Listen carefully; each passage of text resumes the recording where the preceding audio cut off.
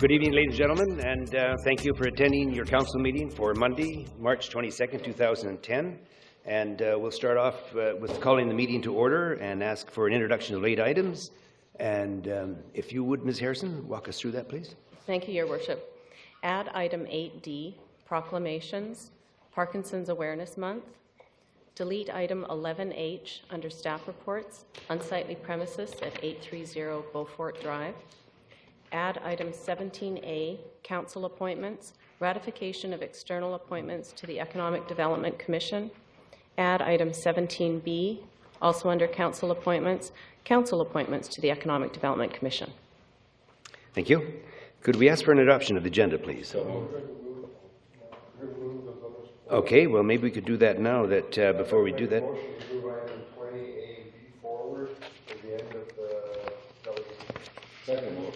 Okay, and those two items will be the Nanaimo Marine Rescue Society and Mr. Will Franklin. So we'll move those to the head.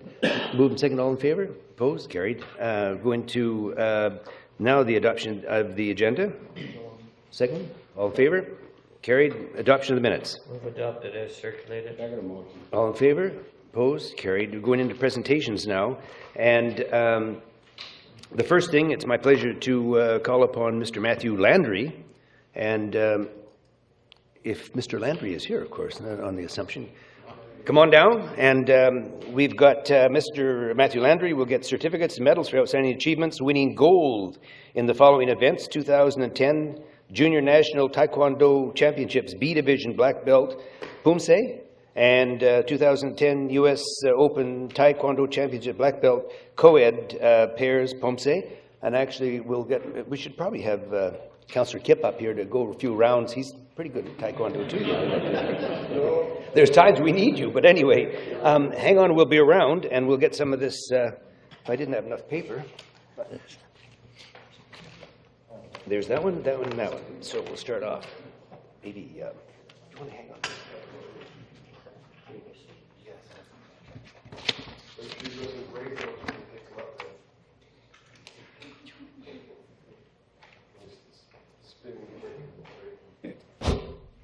I am now, thank you. So, Matthew, come on over here, and then we'll turn and face the audience. Back up just a little bit so they can see you. So it's my pleasure indeed to present you with these two, and maybe if I could just get the first one of your choice. This is your choice. This would be fine right here. Thank you very much. And this is to congratulations, Matthew Landry, in recognition. Do you want to hold that medal? It's yours anyway. That I'm running out of hands here. The 2010 U.S. Open Taekwondo Championship Black Belt Co-ed Pairs Pumse in Las Vegas, Nevada, February the 10th to the 15th, 2010. Congratulations.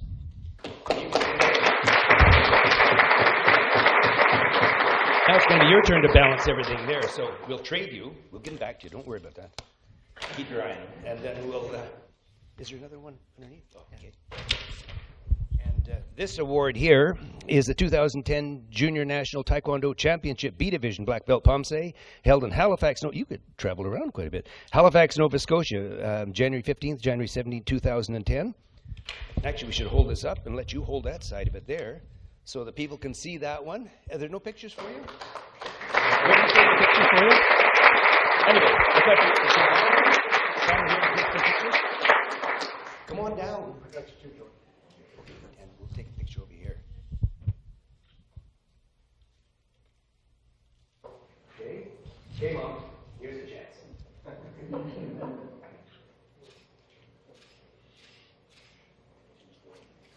So I'll shake hands with you, and congratulations on both the awards. Well done, indeed.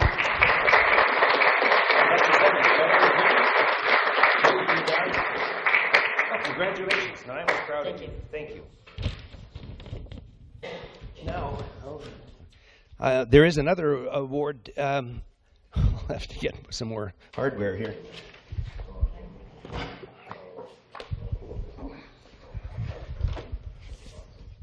I think I know why an octopus has 8 arms now. The second one is to present the Award for Heroism certificates in recognition of the prompt application for life-saving assistance to Mr. Paul Walters, who suffered a heart attack while playing hockey December 21st, 2009. And in the audience here is Dave Sheepwash, Jeff Braun, and Paul O'Dwyer. Gentlemen, are you... Sorry? Pat O'Dwyer. I said Paul, I stand corrected. Sorry about that. So come on down, and Paul was an avid hockey player, still is, and is Paul with us tonight? No, he's in Victoria. I knew he had a medical procedure he was going to get done. So I'll sneak over this side. Come on here, in through here. And we're going to start. I guess they're all pretty well the same. So we'll just present one over here. And congratulations. Hang on. And the second one, they're all in. Oh, you got the foam? Here we go. Congratulations. And the third one, congratulations. I just want to point out, Paul has been with the Nanaimo Port Authority for around 30 years, I think now, as the boat operator. And, you know, this, if it wasn't for the, in his opinion, and I think everyone pretty well agrees, if it wasn't through the effort of these three people here, Paul wouldn't be with us today. So it must be a pretty rewarding feeling to know you actually saved a life. And congratulations. We're very proud of you. Thank you very much. Did you have anyone who wanted to do pictures?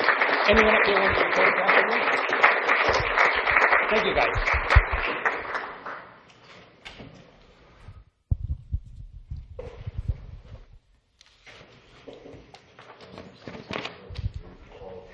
Okay, the next presentation, I guess I can put this thing down now if you're going to kill it, is to call on, if I can find my chair, Mr. Mike Hooper. Mr. Mike Hooper is President and CEO of the Nanaimo Airport Commission, and he's going to come down and make a presentation up to around 10 minutes or so. Most of you are probably aware of the expansion and all the development that's happened at YCD, the Nanaimo Airport. And tonight we're joined by the chairman in the back, Jerry Pink, as well as Mike Hooper himself. So, Mr. Hooper, welcome, sir, and start into your presentation. I might just, before you start, add one quick thing. What we're trying to do here at the city is to bring forward some positive city news on positive development happening within the community. And we've had people that represented Harmac here.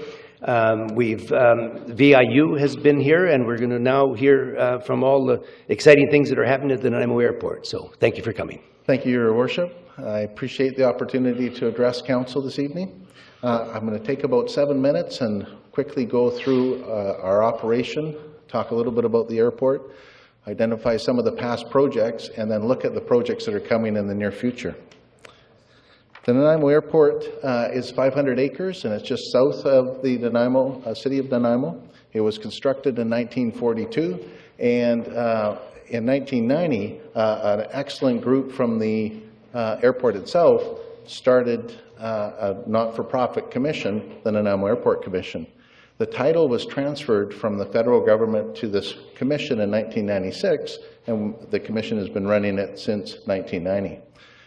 It's a very small business. We've got 4 full-time staff and 2 hourly employees, but we've got an excellent board, and the board is representing the 5 communities identified: the town of Ladysmith, Cowichan Valley Regional District of Nanaimo, City of Nanaimo, and the Nanaimo Chamber of Commerce. We also have 4 members of the board that are at large.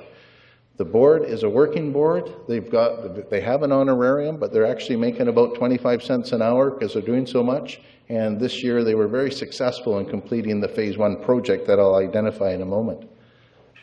We have an excellent terminal building that needs some growth. We have an opportunity this year to do some growth on the terminal building, and we'll do so. We currently are offering better customer service through wireless internet, and we're going to increase the size of the terminal facility. We have great funding from the federal government, not only for the Phase 2 project, but for the equipment that we have on site. And we're working to increase our fire protection through connections with the city as well as with the regional districts. We've got a number of special projects that we worked on in the last little while, including the Olympics. And by working in conjunction with the different agencies, we're successful in all of these enterprises. The parking facility was full 3 times last year. We're looking to increase that in 2011, and I'll identify that also in a moment. In the short term, we've increased our parking facility through gravel. In the Phase 1 project, we put an instrument approach in place, and the first part of the instrument approach was to remove the trees, and there were about 250 logging truckloads of trees that were into the flight path that were removed from 33 properties. We had great cooperation with the landowners, and we really appreciate it. The flight path on the north end goes north towards Nanaimo River, and on the south end goes towards Ladysmith Harbor. So we have to look after flight path protection just past the Nanaimo River from the end of the runway and all the way down to the Ladysmith Harbor. As part of that process, we put in an instrument approach, and this graph shows the cloud cover is usually at about 400 feet at the Nanaimo Airport. Pre-2009, we were at 652 feet off the ground and just about at Ruckledge Store, 2.5 miles from the end of the runway. And the pilot had to see the runway or go back to Vancouver. As of February the 11th in 2010, we were down to 1 mile from the end of the runway, 338 feet. And I'm pleased to announce that since February the 11th, even with a snowstorm in between, we haven't missed a flight due to weather since this has been down to the minima. We've worked for a number of years with our service area, which is from Cobble Hill to Qualicum and over to the west coast. And if you look just at the regional district of Nanaimo, it's supposed to double from the 90s to 2025. That's true, I think, from Victoria to Campbell River, and that's the reason that we've increased the capacity of the Nanaimo Airport so we can take larger aircraft and more passengers. This graph shows a fairly stable passenger growth from the 80s to 2006, and as we look into the future with that population growth, we're expecting the ridership to also increase over the next 15 to 20 years. We currently do just over 580 full-time jobs, direct and indirect, and about $40 million to the regional economy every year. By 2026, we expect to be at 1,600 jobs, indirect and direct, and over $120 million to the regional economy. We're a part of a transportation system that includes a number of airports and water capacity. The only way to get off the island is to fly or swim, so we're a critical part of that component. We also are an economic engine, as Comox is for the Comox Valley, so we can create excellent economic returns for the community in the future. We work in cooperation with the different airports in the area, and we're hoping to help passengers travel now that we have Phase 1 done, travel from Nanaimo to direct destinations in Western Canada and the Pacific Northwest and avoid that drive both south and north.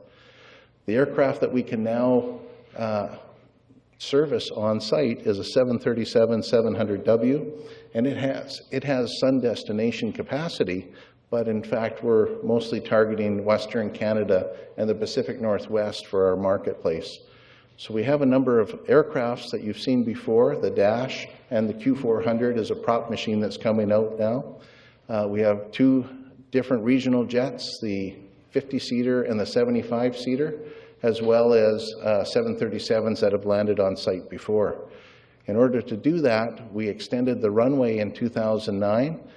We started the process at the beginning of 2009 and did the ribbon cutting on December 17th, 2009. And that includes the yellow taxiway that comes down to the end of a new runway, the 1,600-foot extension. And then we reach out north with the high-intensity lights to help the pilots come in with the instrument landing system.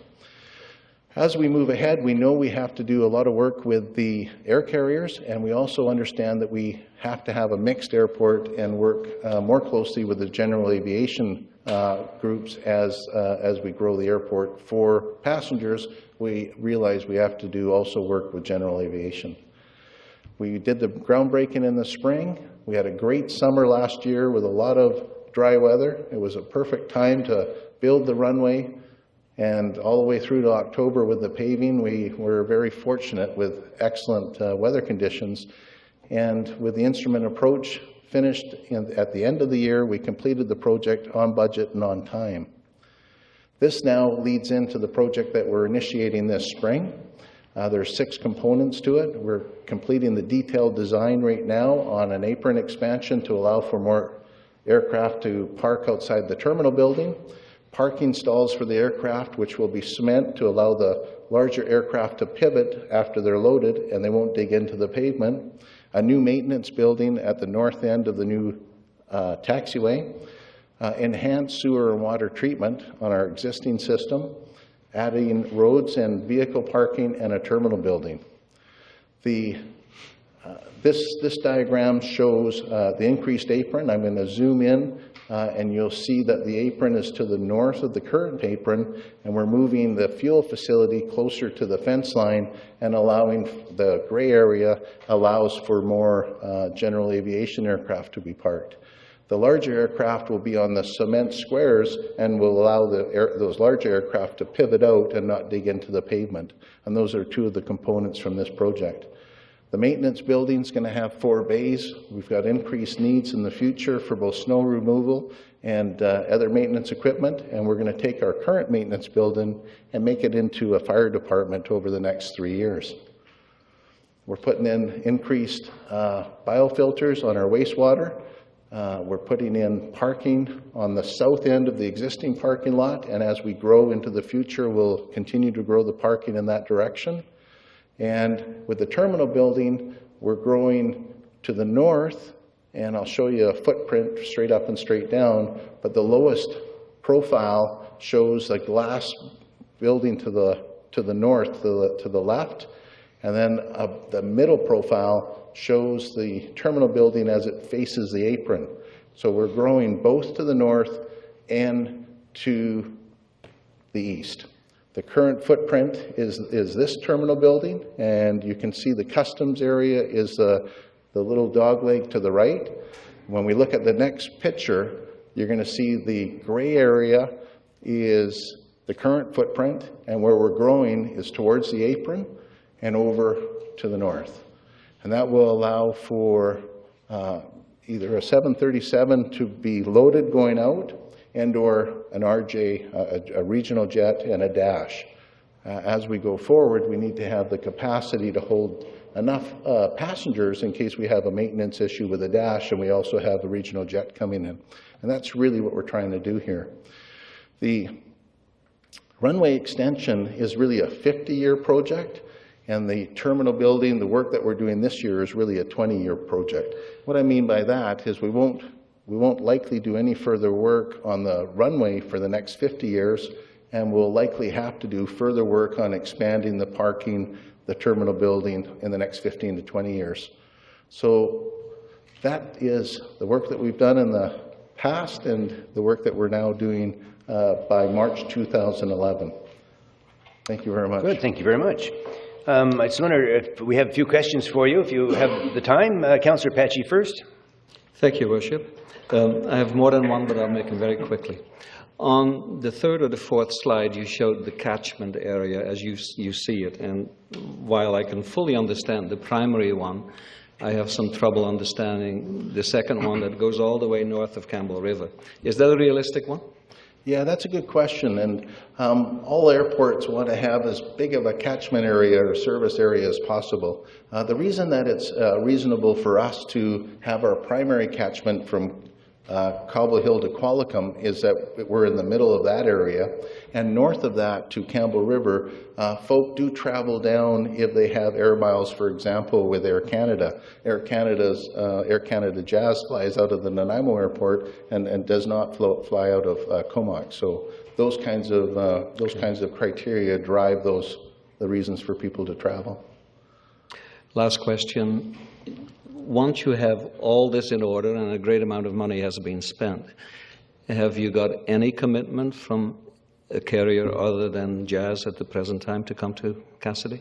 Yeah, we have visited the network planning offices for Air Canada Jazz, for WestJet, for Kenmore Air, Horizon, Transat, and a number of other smaller companies. And as an airport as an airport authority, our job is to put in safe, reliable infrastructure, and then the network planning group for each air carrier will decide when to come in based on markets. So what we've done is put in an appropriate infrastructure, a safe, reliable infrastructure, and now we're continuing the conversations with these different air carriers. I expect to see additional services coming for traveling public, for the passengers, within the next 24 months. Good. Thank you. Councillor Bestwick. Thank you, Mr. Hooper. Congratulations to you and your staff and your board. Thank you. On the improvements thus far. Just one question. When will 737s become a regular component of the airport? That's a good question. A 737 has the capacity now to both land and take off at the Nanaimo Airport. When we finish the Phase 2 by March 2011, we'll be able to host the folk leaving. We'll have enough space to host the folk leaving on a 737. We do have an issue still on customs space. There's quite a need for a large amount of custom space, and we're not going to meet that full requirement in the Phase 2 process. It won't curtail us from having a 737 go across Canada. We will have challenges catching a fully loaded 737 coming from sun destinations from Transporter. But our primary marketplace is Western Canada, the Pacific Northwest, and then we're seeking to develop the sun destinations, and we'll have to overcome the challenge of customs. We can easily catch a regional jet, but we can't catch a 737 fully loaded in one flush through customs. You almost need about the space of our current terminal building repeated just for the customs facility, so we have to do more work in that area. Thank you. Councillor Holdham. Thank you, Your Worship. Very good presentation. Thank you. Do you foresee a time, given these improvements and future improvements, when Nanaimo would be able to compete on an equal footing with Comox and Victoria? Yeah, I believe we can. We may never be able to compete with some of the destinations that Comox can achieve. They have 10,000 feet there, so they could actually fly directly to places like Europe or China, but we'll never target those kinds of markets. For sure, within the North American market, we will have the capacity to compete with those other airports.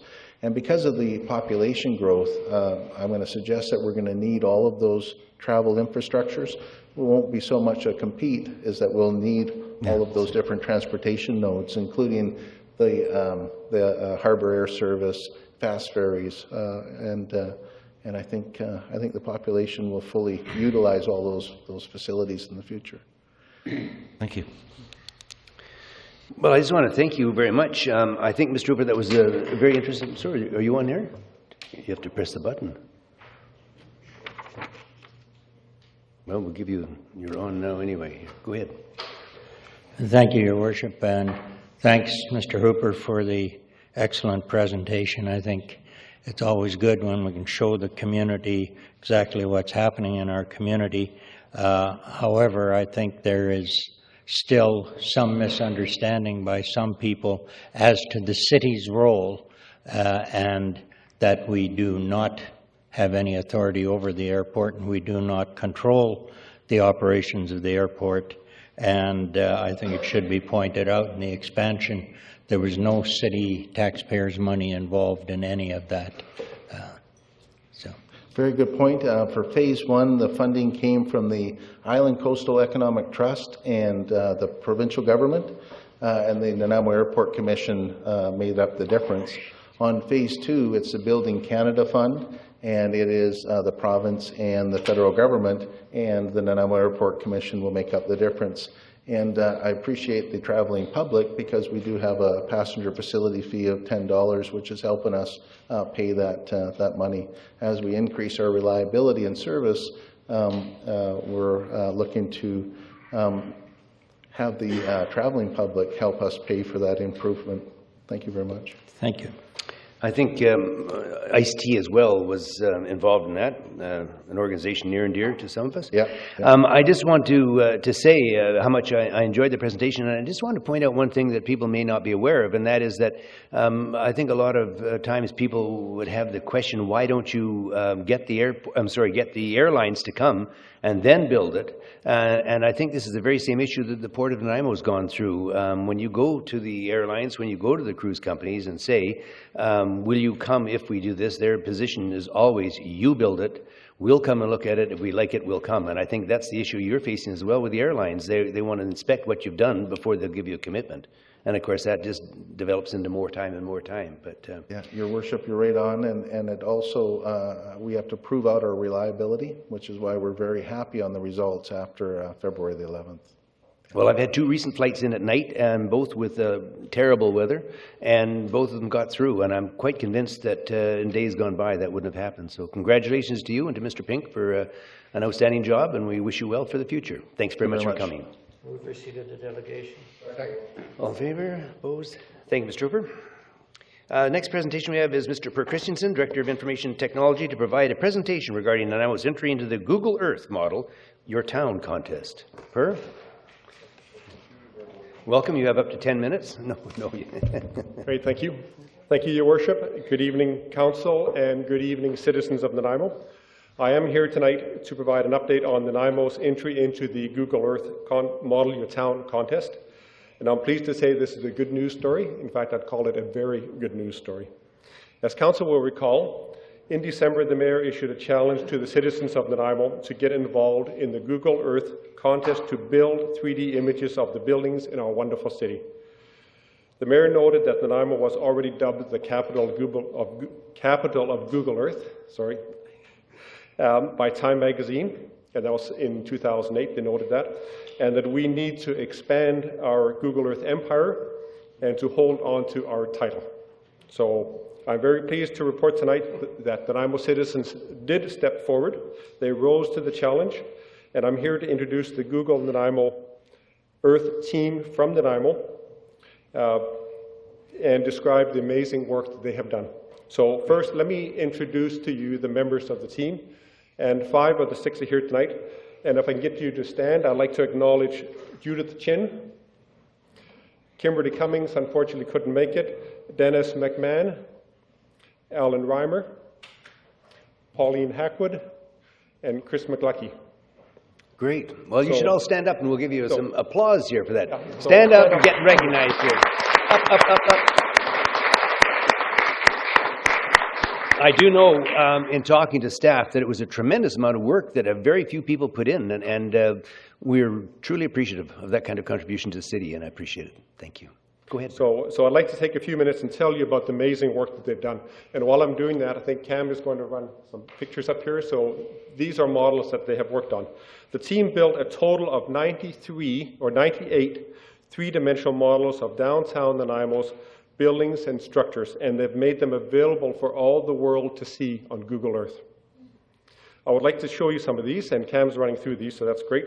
The Google Earth contest was to build these 3D models and landmarks.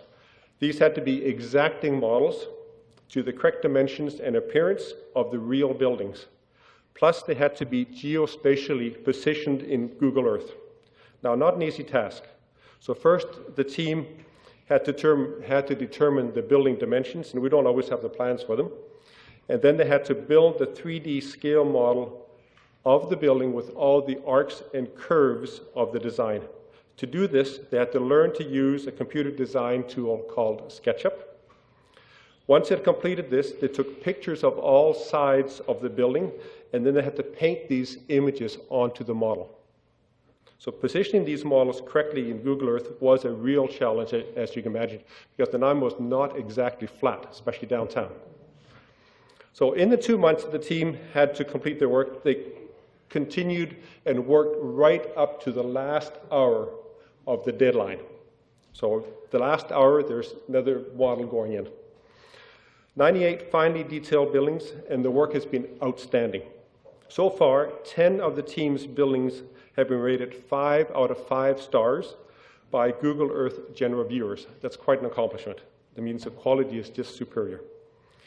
With the 3D models that existed before the contest, we now have a total of 128 buildings in the downtown area. Not all of these are viewable yet, as the contest submissions are in the process of being checked and posted on the site by Google staff. But it means that most of the downtown is complete, and virtual visitors to Nanaimo can get a true feel of how wonderful our city is. Seeing our downtown in 3D is great for tourism, as well as for Nanaimo's downtown and overall economic development. These models are one more enhancement for tourists and investors to come to Nanaimo. The contest submissions closed March 1st. Worldwide submissions are currently being judged, and a short list will be announced by April the 1st. The public will have an opportunity to vote on their top choice, with winners being announced by May 15th. The Nanaimo team has done an outstanding job and has made a wonderful contribution to our community. They should be proud of their work, and I'm confident that they will be recognized for this. Please take a look, and I would encourage everyone to visit Nanaimo on Google Earth and see what they have done, and you can do that on the web at earth.google.com. As part of the contest submission, this team put together a video that shows the work they've done. This video demonstrates their work by providing a comparison between the real and the model street views. I'd like to show this video to you now, so please watch carefully as we take a ride through our downtown.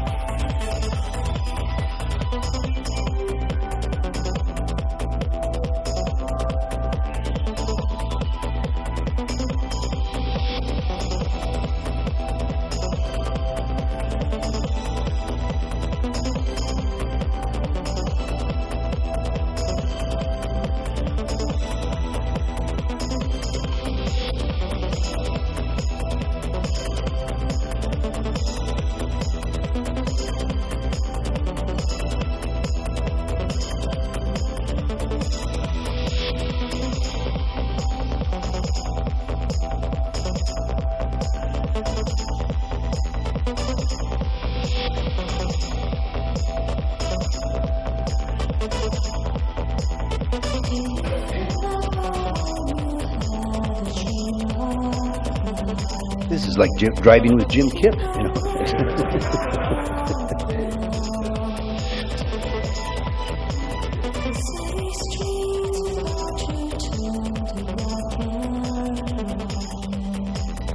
Your Worship, you appreciate when you see the video how many hundreds of hours the team put in putting that together in the 2 months. They really worked hard, and I really would like to thank them. So once again, I'd like to acknowledge the team members and thank them for the outstanding job they have done in putting Nanaimo on the 3D map. So Judith, Kim, Dennis, Alan, Chris, and Pauline, thank you very much.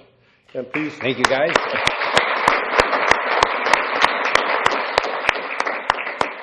if I have So we any... wish them all the best of luck in their Google submission, and go Nanaimo go. Good for you, good. And you know, the only thing is, I might have a little concern here. I mean, they did such detailed work. Did they have to show the snow on some of those scenes too? That, anyway, it looks great. And a big thank you to everyone involved in the project, you know, and I'm hoping that we're going to retain this title for years to come. Thank you for your help and for your entire staff as well. Thank you. Okay, we're going to move into delegations pertaining to agenda items, up to 10 minutes. Any delegations pertaining to the 2010-2014 financial plan? Sorry? Oh, yeah, we have two more. I beg your pardon. Thank you, Cam. So, we're going to have Ruth and the gang, I think, is the very first. And sorry, we did move forward on it, and I didn't enter it on my sheet here.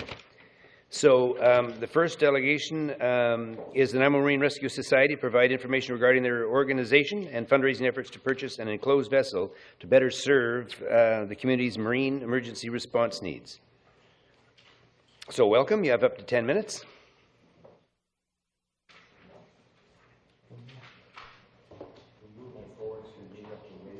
Thank you, we appreciate Unless that. you wanted to wait, you know. That's an enthusiastic looking group over there. I'm sure they don't mind staying here all night. We won't poll them for an answer. Your Worship, Councillors, thank you for having us here this evening. I'm Ruth Sharon. I'm representing the Nanaimo Marine Rescue Society and our Coast Guard Auxiliary Unit 27. I'm here this evening to tell you a little bit about our organization, as well as to talk to you about a new fundraising initiative that we've been working on, which is the purchase of an enclosed cabin vessel to better serve the needs of the marine public in the Nanaimo area. Some of you were able to visit our facility last week. Thank you for taking the time to come down to our facility, and I hope that those of you who were able to make it there will have a little bit of a better understanding of the information that I'm about to present to you this evening.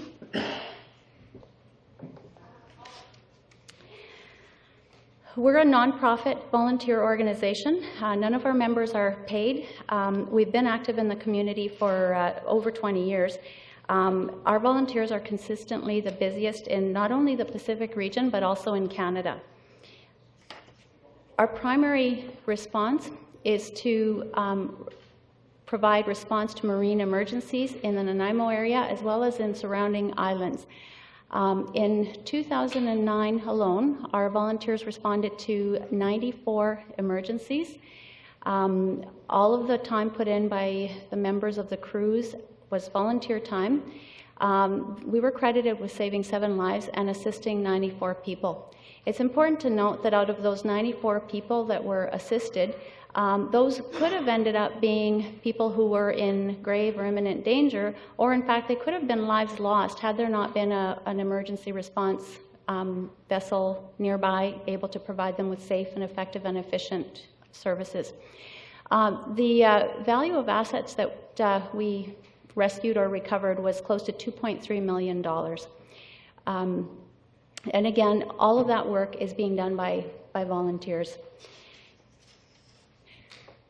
We work with many of the Nanaimo emergency agencies, and we're able to provide assistance for any major on-water emergencies as well as potential large-scale disasters.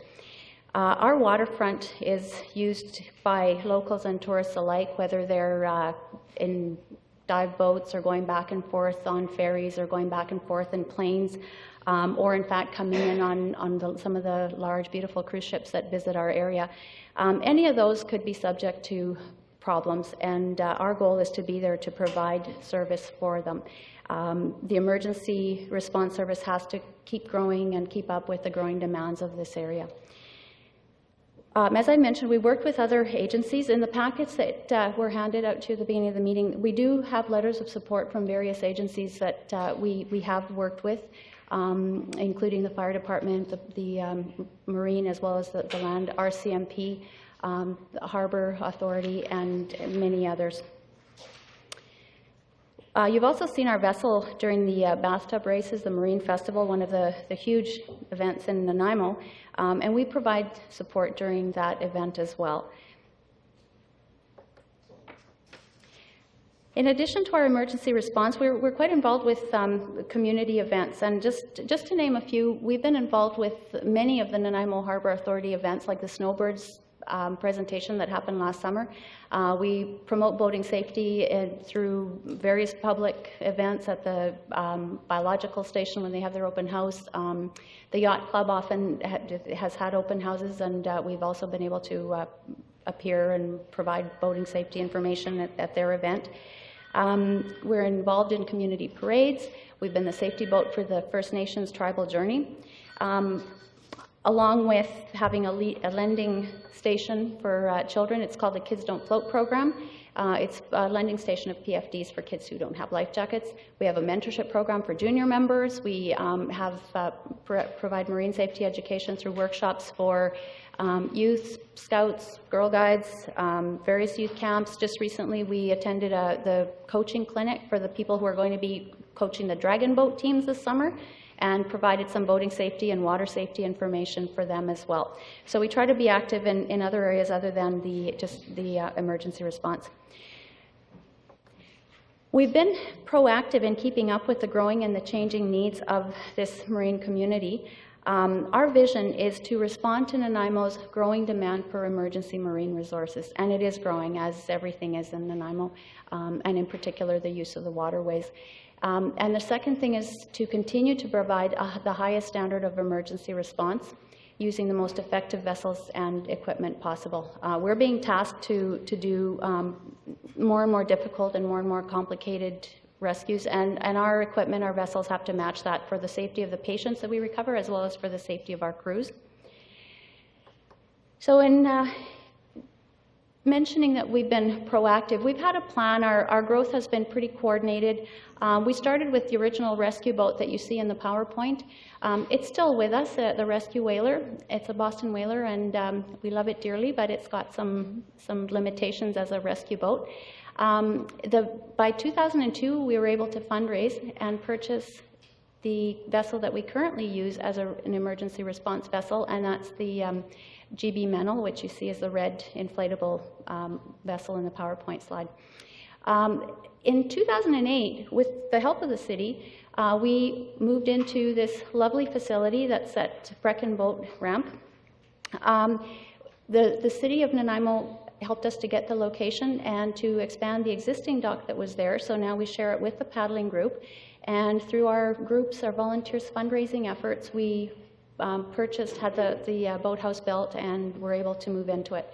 So we have a perfect location from which to respond to emergencies in this area. And in 2010, our goal is to complete the construction of the proposed rescue vessel that you see in the PowerPoint.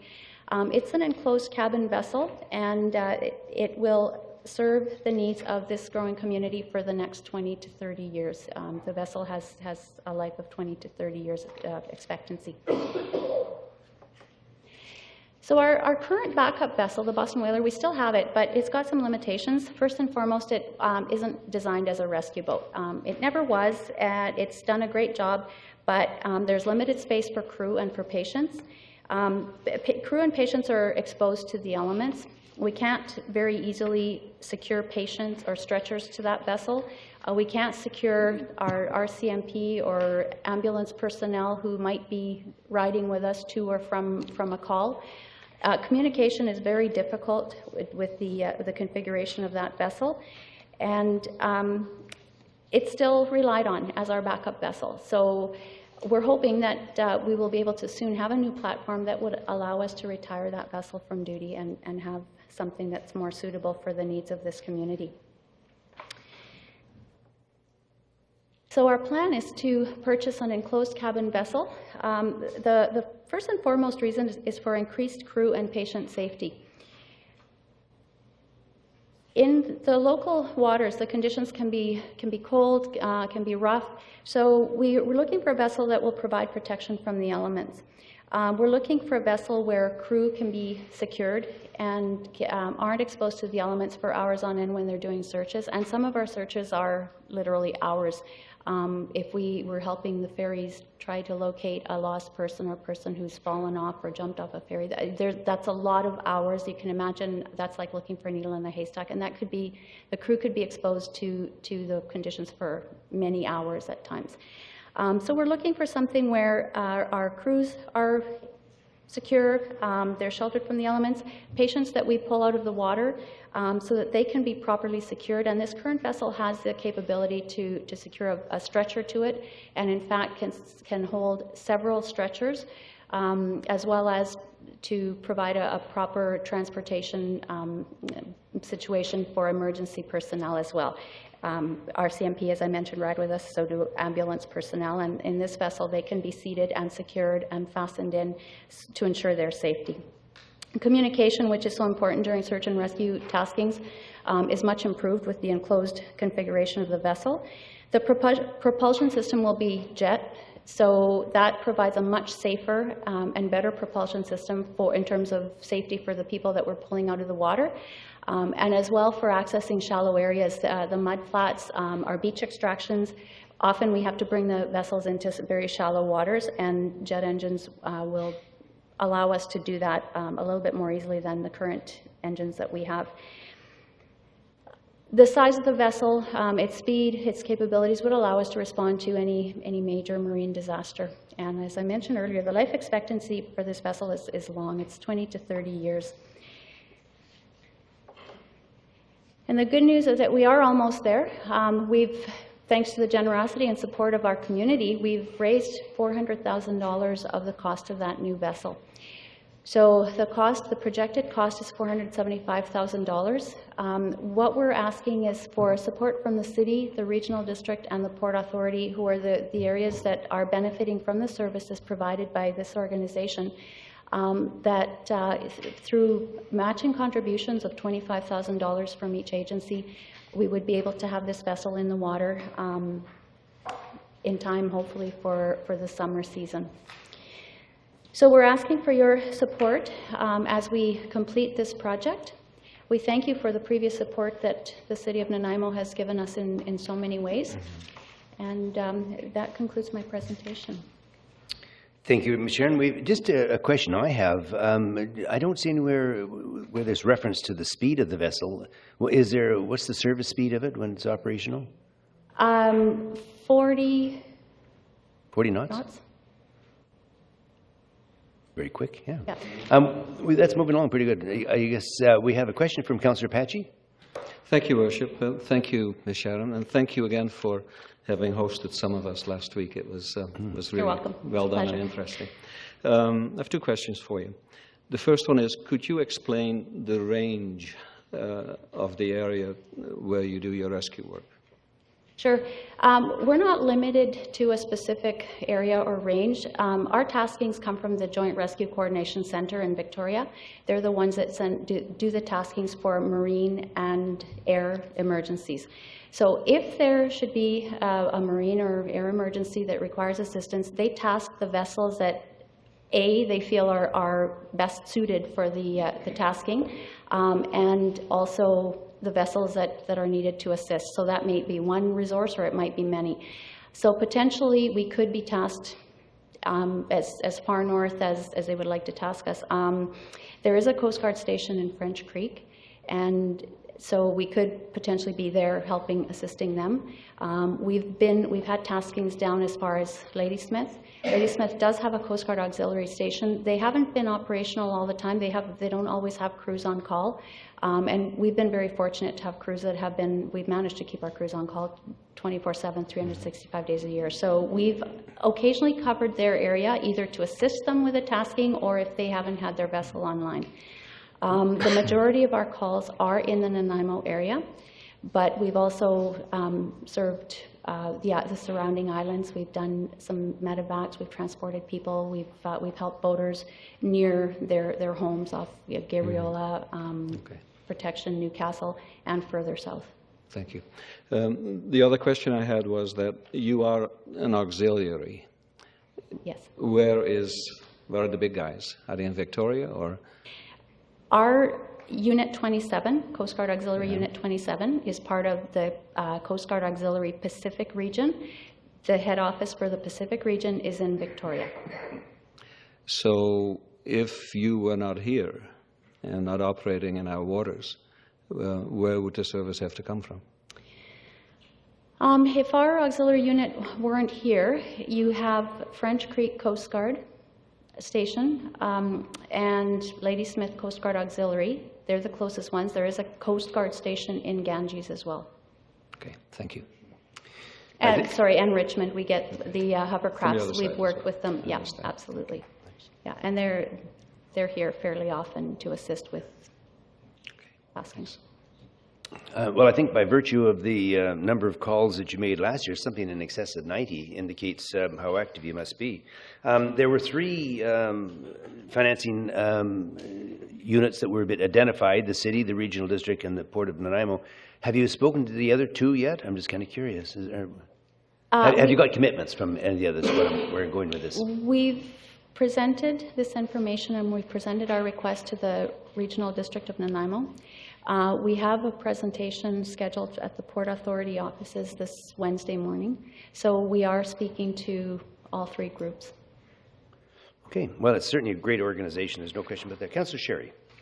Mr. Chairman, I had the opportunity to visit these good people this last week, and as everybody knows, I have problems when we come to money, and I served them on notice about I had some concerns on the request for funding, and I tried to explain under normal circumstances as to when a request goes to the regional district, the percentage of that funds that are coming from the regional district also come out of the pockets for the city of Nanaimo.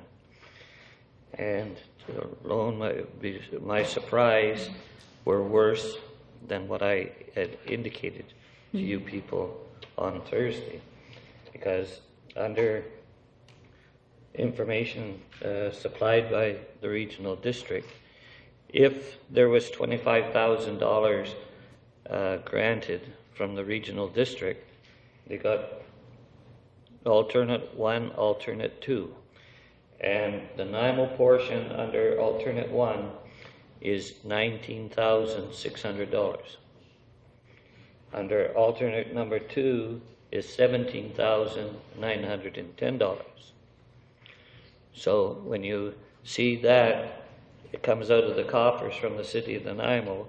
Now you're also asking for an additional $25,000 from the city of Nanaimo, which brings it very close to in the high $40,000 in total. So that's where I have difficulty. It's not that the matter of the service that you perform isn't there, but as I say, when I got to take a look and we're dealing with budgets and the bottom line is where does the buck stop? So I still have some concern, and we'll go from there. So as I say, we discussed it on Thursday, but it got worse on Friday. Okay.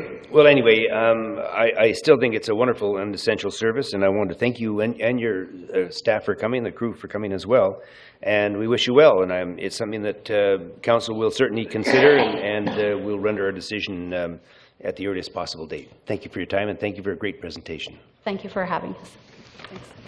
Okay, the final presentation is going to be Mr. Will Franklin, and on behalf of the Vancouver Island Military Museum Society.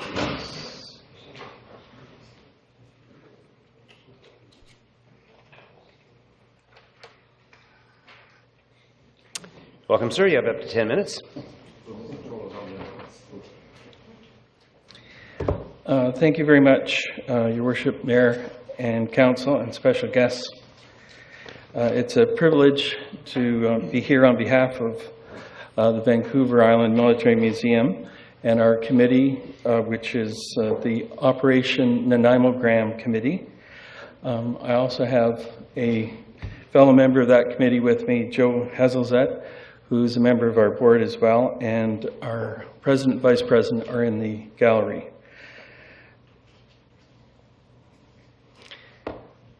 Operation Nanaimo-Gram, I'll just speak briefly about it to tell you what it is, what we intend to do, and how we came about our ideas, and why we feel it's important to endorse it. We're not asking for any money. We're asking for your endorsement, and that we consider priceless. N is for Nanaimo, a beautiful community with generous and grateful citizens. The beauty and the generosity are well known. The gratefulness I include because people in Nanaimo have been all over the world and choose to come back to Nanaimo, being well aware of the absolute unparalleled opportunities we have here and the freedoms we enjoy. In our Canadian Constitution, it offers us or ensures us our freedom, our rights, our peace and good government, all of which we have here. And it's not by accident that we have them in Canada. We choose to have these values, and we have had them protected over the years by our citizens. Nanaimo has a long tradition with the military. There's been a military base in Nanaimo since World War II, and it has trained soldiers who have gone to Normandy, Korea, peacekeeping all over the world, and now Afghanistan. And it's to Canada's military that we are grateful for the peace and freedoms that we enjoy, not only in Canada, but where they have aided other countries. And at the museum, we wished to acknowledge this, acknowledge our gratitude, and send greetings to those who are currently serving in Afghanistan, those who put themselves voluntarily in harm's way. And we had thought about different ways of tangibly offering our greetings. We settled on the idea of sending a flag to Afghanistan, where we have a connection with those who are there. Flags, of course, are symbolic for soldiers. They remind them of not only their history, their heritage, but their mission. And we wished to have a City of Nanaimo flag reminding our soldiers over there of the good wishes of Canadian communities. And as far as I know, this is a unique project. We will be the first city to do such a project and send a flag. Along with the flag, we wish to send a number of books full of greetings, beginning with council and elected official greetings and messages, and to have community groups signing our flag so that we can include as many people as possible from our community. And we're projecting about 7,000 signatures. We're going to work hard to get that over the next month and a half. We will bring that back to Council on May 10th for your approval before we send it over to Afghanistan. And at this point, I would like to continue our presentation by introducing Joe Hazelzet, who will speak to the rest of the words in Nanaimo-Gram. No, you're lucky because he had the shorter part of the presentation. Mine is 3 hours.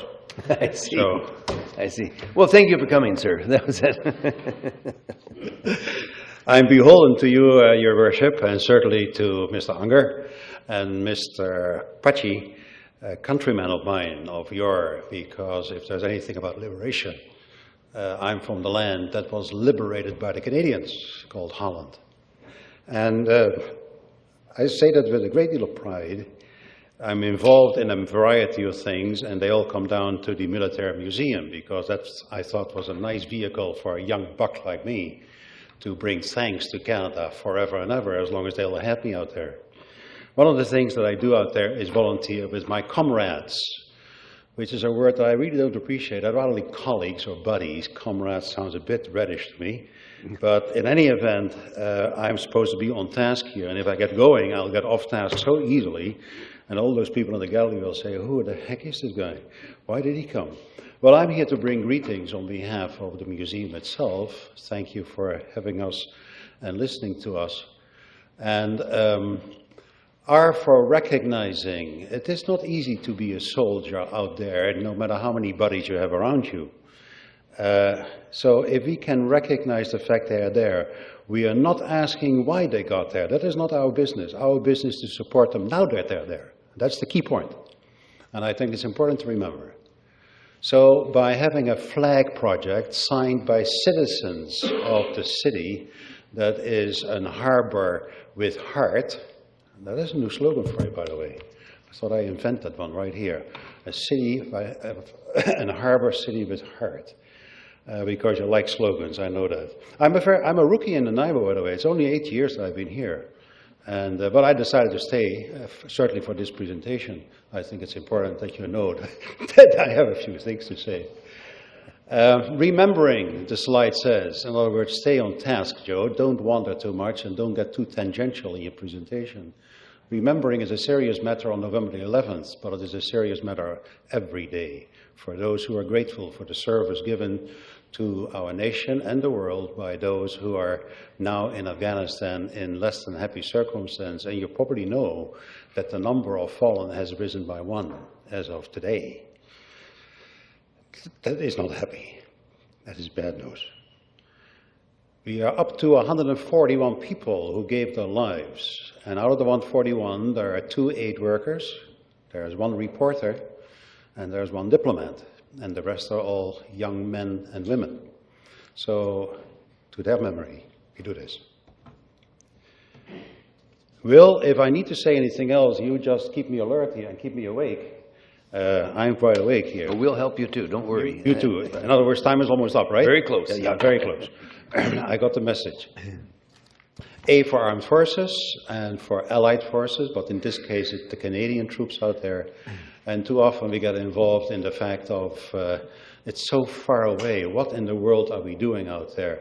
Well, the boys and gals are there now, and we are there for them, and we're going to show that by our support by signing books with signatures. We're going to send those flags, and we want to thank Mr. Unger for supporting us so far, because we had a meeting with him at the museum, and he certainly didn't say no at that time, and I know tonight he's going to do something magnificently wonderful.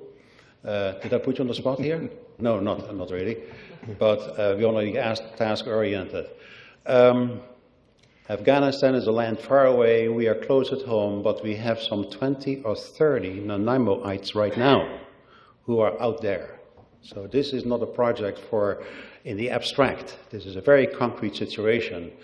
I cannot give you the breakdown as to how many ladies and gentlemen are out there that are Nanaimo residents or citizens, but they are out there, and it's even for them that we're standing here and say thank you for doing what you're doing. And I thank you for your attention. Thank you very much. Before you leave, we have a question, not surprisingly, from Councillor Pachi. Oh.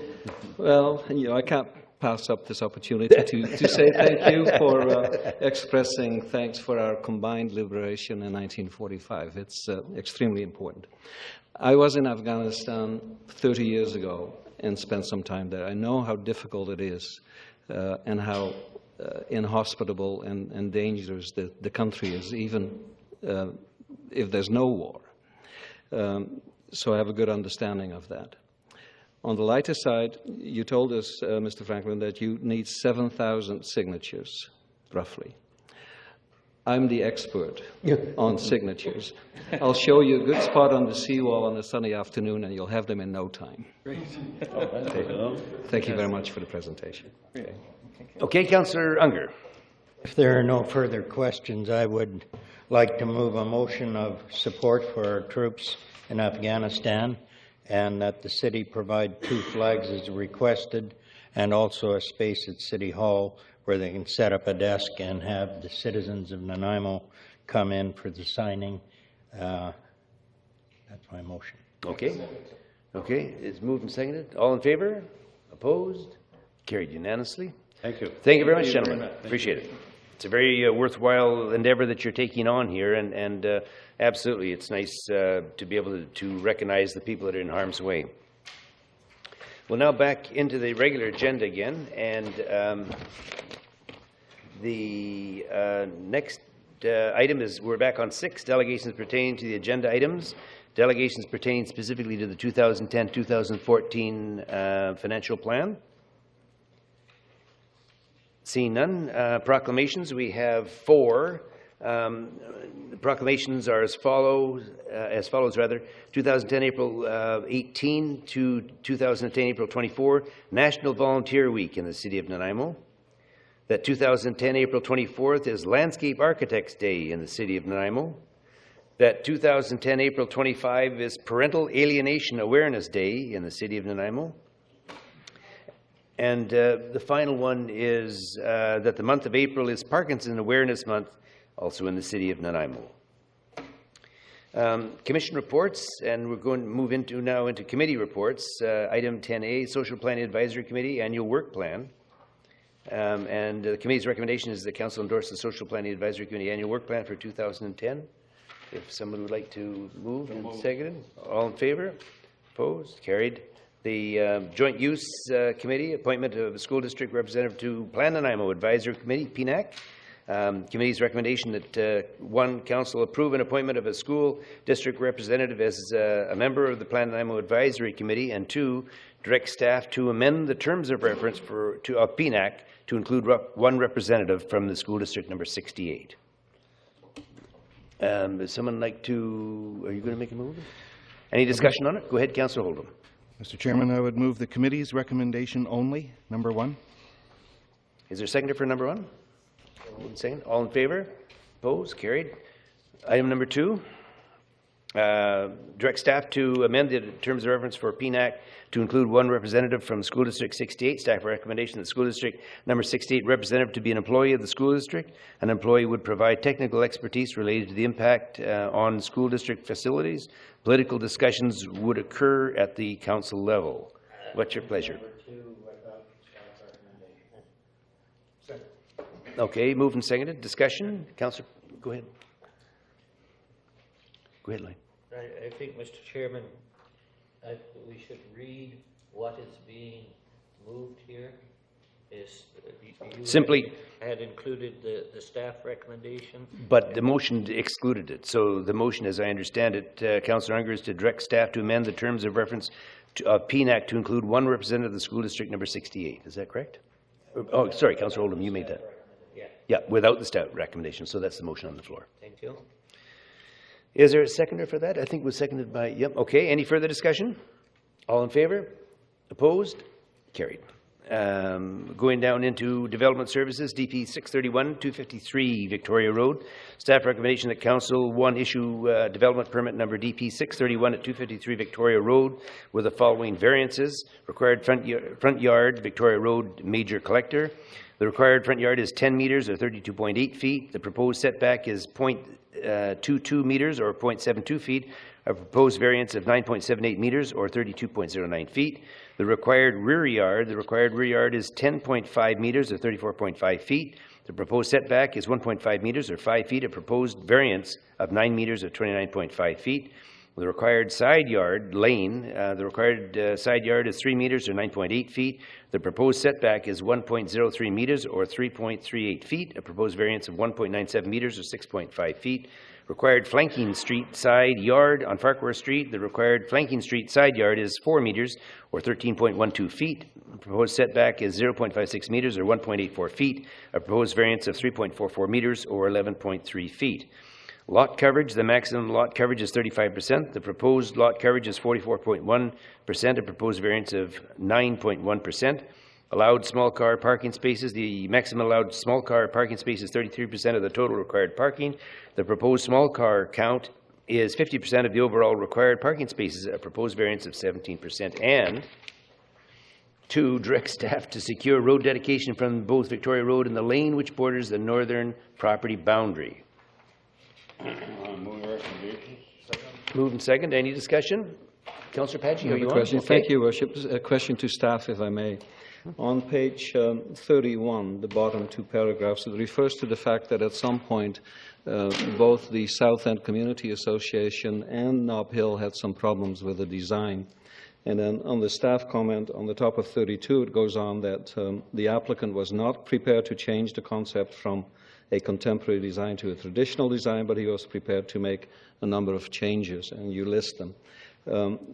Did you go back to the neighborhood associations after the applicant agreed to do certain things and see what they thought about that? Your Worship, through to Councillor Padgett, no, we did not go back. One of the important things to note is that although the neighborhood associations had some very valid comments, the applicant's design was in compliance, in staff's opinion, with the design guidelines that we have, and therefore it's a bit of a challenge to say you can't do them or that you have to change the design. So they met us halfway in terms of some of the design details they did, and staff believe they did an excellent job in addressing all the concerns that they could. But we did not go back to the design, the neighborhood associations. Okay, thank you. Councillor Bestwick. Thank you, Worship. Thank you, Your Worship. Just a question on item 2, just the secured road dedication from Victoria Road and the lane. Is there any implications to pedestrian or vehicular traffic as a result of that? So is there any implications that we know of? Your Worship, the implications would be that the situation would be improved for in all respects. That's why staff is looking to have the improvements made. That's why staff is looking to secure the road. That's correct. Thank you. Councillor Kipp. No, my question was answered, Your Worship. Thank you. Okay, Councillor Johnstone.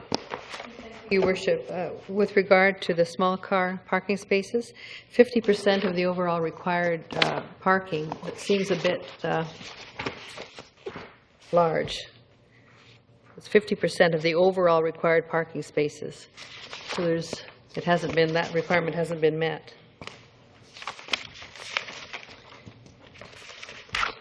Who would like to do that? Yes, Your Worship, it's a significant variance. You're correct. I'm just looking for the page that describes the number of one-bedroom units and the number of two-bedroom units. May help with Council's deliberation on this motion.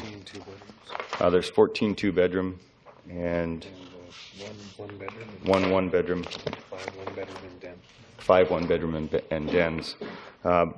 So yes, they are providing the number of parking spaces. They're just smaller. For smaller parking spaces? Yes. Okay. Any further discussion? Okay. All in favor? Opposed? Motion carries. The next item is the facade grant approval. Nash Hardware Building, Harris Residence, and the ENN Rail Station. Staff recommendation that council approve the following facade grants subject to conditions specified in the report. 1, the ENN Railway Station at 321 Selby Street, $10,000. Nash Hardware Building, 19 Commercial Street, $7,000. Harris Residence, 375 Franklin Street, $3,000. On behalf of the Heritage Advisory Committee, I would move these recommendations. Second motion. Moved and seconded. Any discussion? All in favor? Opposed? I see Councillor Unger opposed, balance of council in favor. The motion passes. Is that correct? Thank you. We're going into the housing agreement. housing agreement with Salish Lalem Housing Society. Staff recommendation that council receive the report pertaining to housing agreement bylaw 2010 number 7101 regarding an 18-unit affordable housing project for Aboriginal youth and elders at 477 10th Street in Nanaimo, which is presented under bylaw section of tonight's agenda. Move the recommendation. It's moved and seconded. Any discussion? All in favor? Opposed? Motion carries. Official Community Plan Amendment Application OCP 56, Greenhouse Gas Emissions Reduction Targets. PNAC's recommendation that Council consider approving OCP 56 to include greenhouse gas emissions reduction targets within Official Community Plan Bylaw 2008 number 6500. And staff's recommendation that Council receive the report pertaining to the Official Community Plan Bylaw Amendment Bylaw 2010 number 6500.010, which is presented in the bylaws section of tonight's agenda. Move both recommendations. Move 1 and 2, okay. Seconder? Move and seconded. Any discussion? Seeing none, all in favor? Opposed? Carried. Going into the Official Community Plan General Amendment, PNAC's recommendation that Council consider approving the proposed general amendments to the Official Community Plan Bylaw 2008 number 6500. Staff recommendation that Council receive the report pertaining to Official Community Plan Bylaw Amendment Bylaw 2010 number 6500.011, which is presented in the bylaw section of tonight's agenda. Move both recommendations. Move both. Seconded. Any discussion? Please. Just for clarity's sake, Your Worship, could it be explained that this has mostly to do with the acquisition of Neck Point Park? We can get some from staff to do that, maybe. Your Worship, there's two amendments. Most notably is definitely the Neck Point amendment, which would designate the recently purchased addition to Neck Point as parkland. And the other amendment is just a minor housekeeping amendment that follows up with recognizing that the Sandstone Master Plan has been completed. Okay. Councillor Holden. I'm sorry, that was the point. Okay, fine.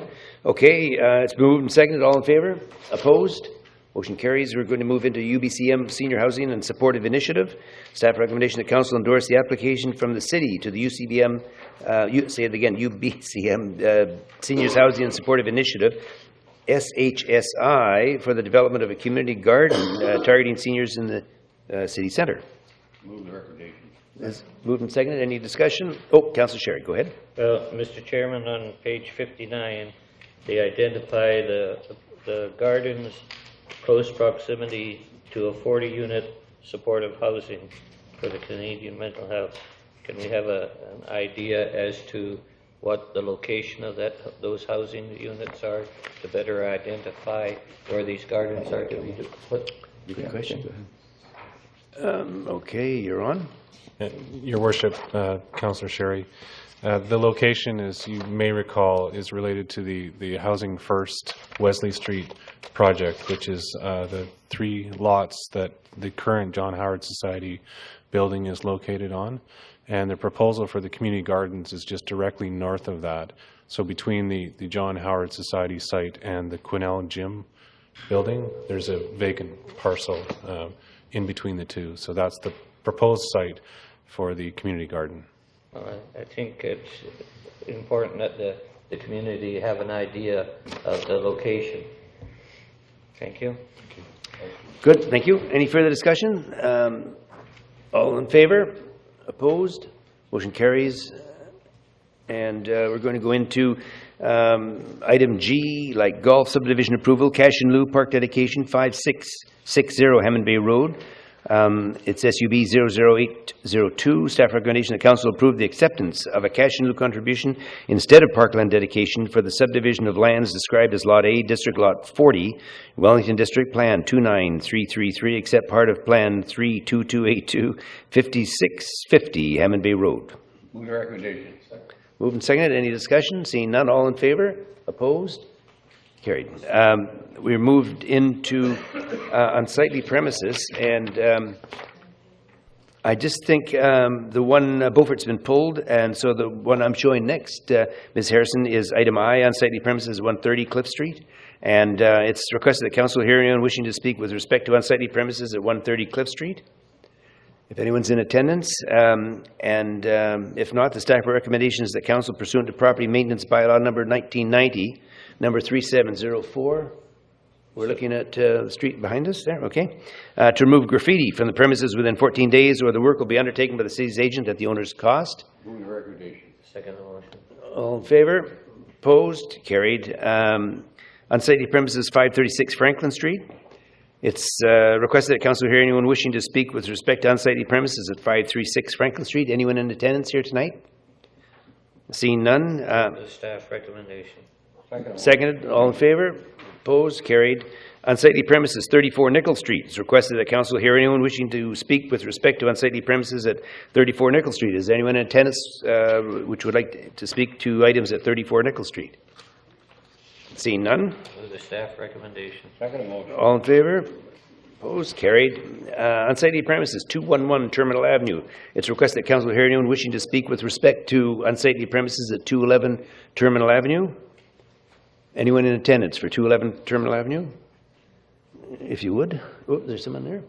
Who would like to move that? Move the staff recommendation. Okay. He's okay. All in favor? Opposed? Carried. Structure removal order, illegal suite, 265 Kennedy Street. It's requested that council hear anyone wishing to speak with respect to an illegal suite at 265 Kennedy Street. Anyone in attendance that would like to speak to matters at 265 Kennedy Street?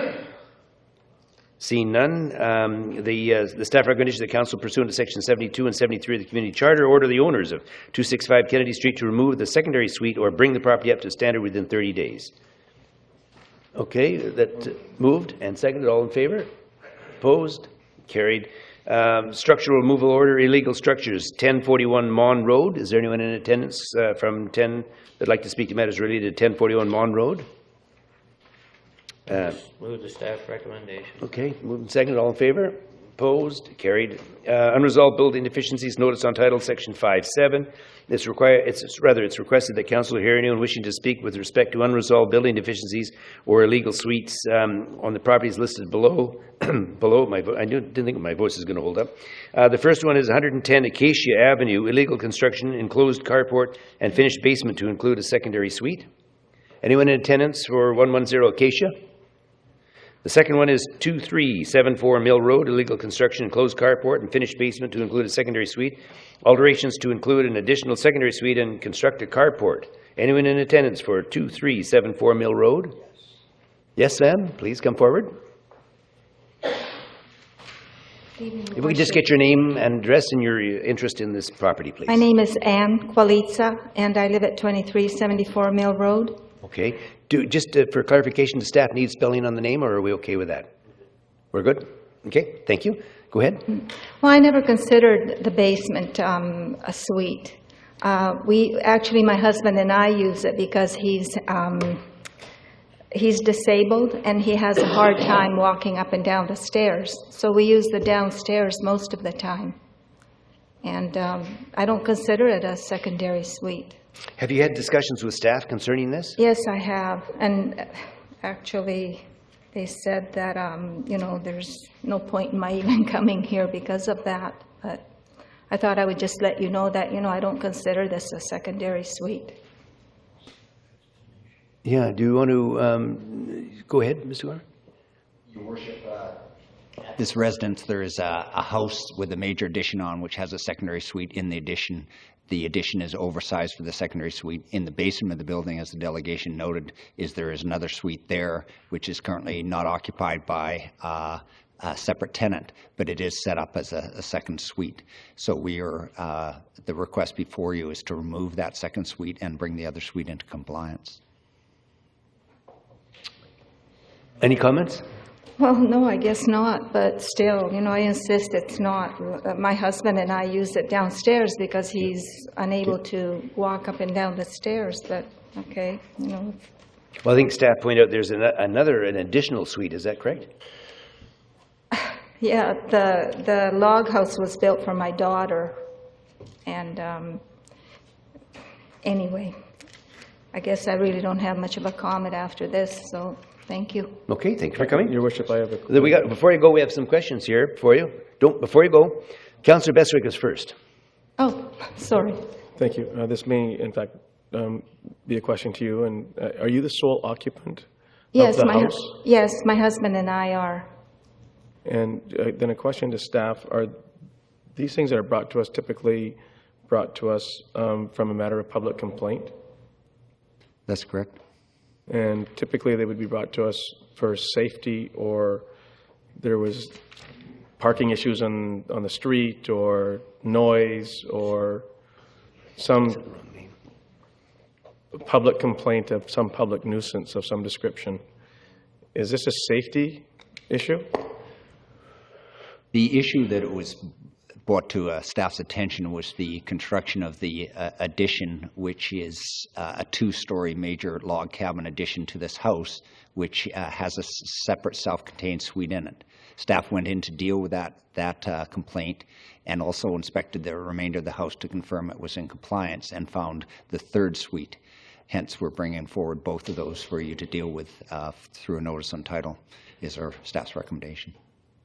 May I, Your Worship? You go ahead. Is the secondary dwelling, if you will, attached to the primary dwelling? Yes. And that dwelling, if you will, is occupied by tenants? Nobody. There's nobody there right now. My daughter moved out, and so I'm just left there with a big debt because of all this. And that's why I don't know what to do anymore, really. I can't comment on that, but I'm a little bit confused. And if we have several people, families or otherwise, living beyond the capacity of a home or a house or a dwelling, I can understand that, and for safety. But this, to me, doesn't seem to meet that particular criteria on this today. I mean, that could change a year from now if these folks don't live there and there's people upstairs, downstairs, and in the other dwelling. Your Worship, the recommendation before Council is a notice on title that there's a bylaw violation that exists, and the bylaw violation is construction of the suite without a permit. At this time, that's all we're bringing forward to Council for a recommendation. We're not recommending removal at this time, but it's important to point out, as the delegation mentioned, the two-story log house addition was constructed for her daughter to live in as a suite. It does not comply with the secondary suite regulations. It's substantially oversized and has a number of other deficiencies as per the bylaw, and therefore the delegation is going to have to make a decision if they would like to try and legalize that suite or have the kitchen portion and other portions of it removed, and then it becomes one single-family dwelling. And then secondly is the illegal construction of the second suite in the basement, which again they have to make a decision on how they wish to deal with it. But I emphasize this is only a notice on title to inform any future purchasers or mortgage companies that there is illegal construction that's taking place. So in fact, they won't have to make any removals? Not at this time. We're not bringing that forward before Council. And there's two issues here, not one? Correct. Thank you. Okay, I have Councillor Patchy. Thank you, Worship. To staff, if I may. Am I correct in assuming then that on this lady's property there are 3 places with 3 separate cooking facilities, 3 separate bathrooms, 3 separate everything, including her main residence? Yes, there are 3 self-contained dwelling units. The one in the basement is a smaller secondary suite. The one that was attached in a major construction is basically a self-contained house. It's that large that it is well over the size limitation of the secondary suite provisions. Okay, now, as the lady explained, she and her husband are using it because he is disabled to some extent. Have we ever run into that before, where people live in a particular part of a house because of necessity rather than wishing to rent it out? I certainly, we've brought before Council a number of circumstances where the suite portion of it had been used previously as a suite, and therefore the tenancy had discontinued and no one is occupying the suite at that time.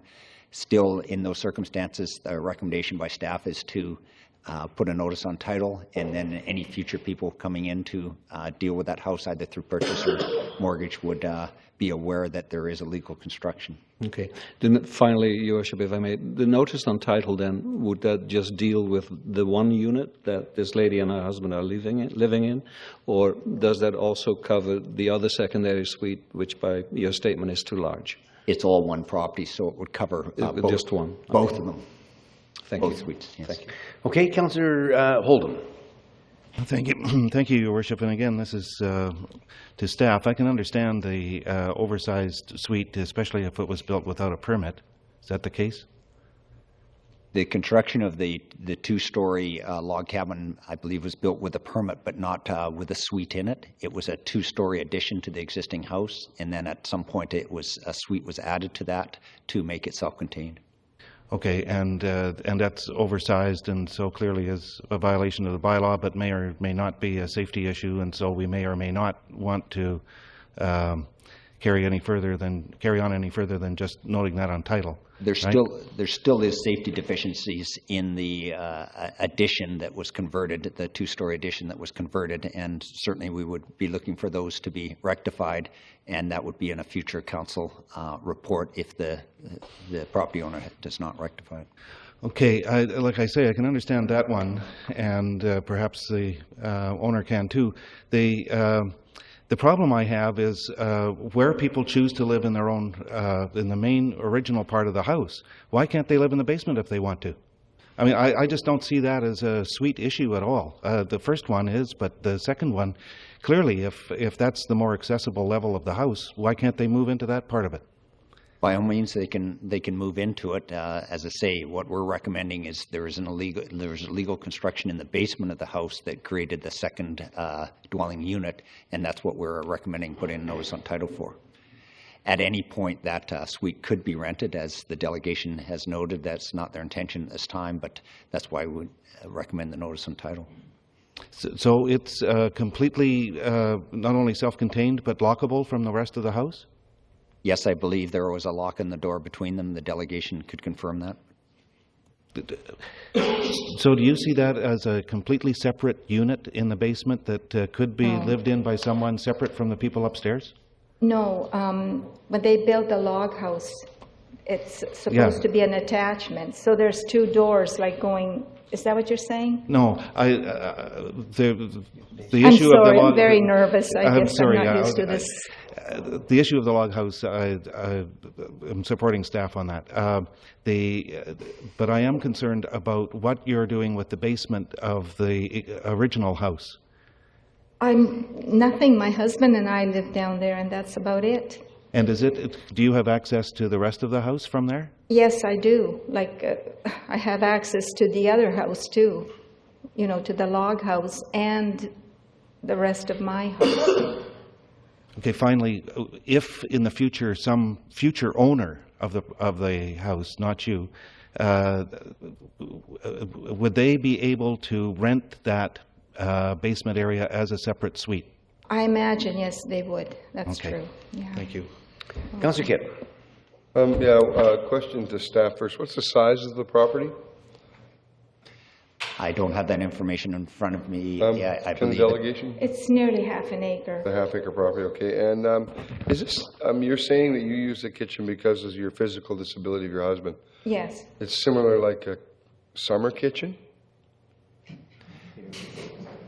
Your Worship, right now it's clearly not a summer kitchen as it stands. It is a self-contained dwelling unit.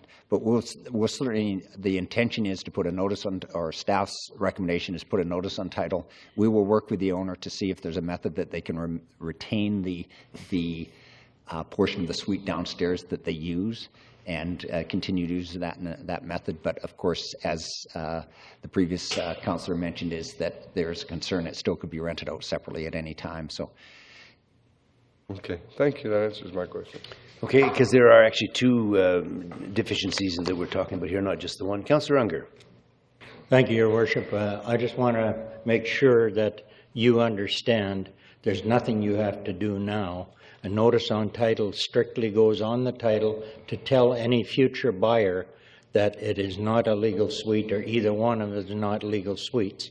But there's nothing you have to do at the present time. Do you understand that? Oh, yes. Okay. That was my difficulty. That's the problem I had. Except, Your Worship, that I believe there are some safety issues, and I agree completely with Merv Unger that yes, the notice on title will be registered without her doing anything, but the building department has some safety concerns, and those will be required to be addressed, or else council staff will be back to council with another recommendation. And of course, it's a matter of liability for the taxpayers as well. That was already explained that this would come at a future council meeting. Okay, Councillor Kip, do you want to say? Well, I would suggest she does have things to do. And when I look at the speed of the process, the first received complaint was December 2009, and now March 14th, we have a notice on title. You need to get a hold of the building inspection department, go down and see them, find out the deficiencies.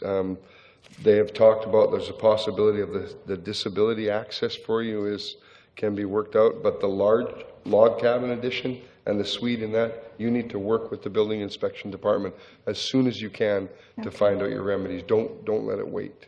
Okay, thank you. And I think your best recourse is to talk to Mr. Seward, Toby Seward on the corner there, and I know he and his staff will work with you in that regard. I think Mr. Unger's point was we're not tearing it out, but you need to talk to the person.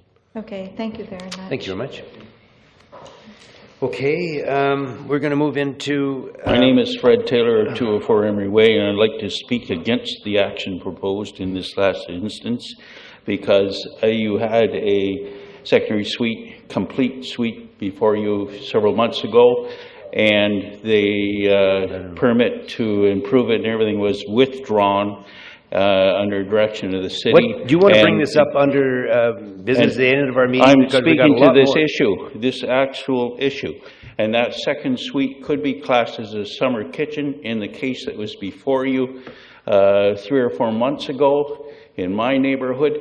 And the permit withdrawn to improve it and left as a summer kitchen, and yet it was reported to you as a complete secondary suite. So unless we want to treat all citizens equal, you should withdraw any of your tax on secondary suites instead, and until you straighten out treating everybody the same. Okay, the next property we have is 6012 Bowron Place, illegal construction, roof in addition to deck, stairs and storage area below. Anyone here that would like to speak to matters concerning 6012 Bowron Place? If somebody would like to make the motion? Okay, we'll continue on. 16 Victoria Crescent, alias unit within 14 Victoria Crescent, illegal construction, incomplete building permit. Anyone like to speak to matters related to either 16 or 14 Victoria Crescent? 452 Milton Street, illegal construction, additional unit, exterior stairs and deck guard. Anyone here to represent 452 Milton Street? 778 Southland Way, illegal construction, occupy single-family dwelling without approval. Anyone that'd like to speak to matters related to 778 Southland Way? And the last one we have on the list is 184 Piper Crescent, illegal construction, covered front entry, addition to rear and left of dwelling, side deck, and enclosure below the existing rear deck. Anyone here who would like to speak to matters related to 184 Piper Crescent? Sorry, okay. Let's have your name and address for the file. My name is Margot Linder, Margaret on your file, and we live at 184 Piper Crescent. And I believe in the copy that you received, the little bit longer version, it is a summary that I just wanted to be clear that we are working with the city and have from the moment that we got the letter, which was almost 4 weeks after we had stop work put on. We were having siding and windows and shakes put on everywhere we look, because we've only just had the property 2 years. And pardon me. And every time we took the vinyl siding off, we found more rot. Everything was a disaster. The November rains were coming.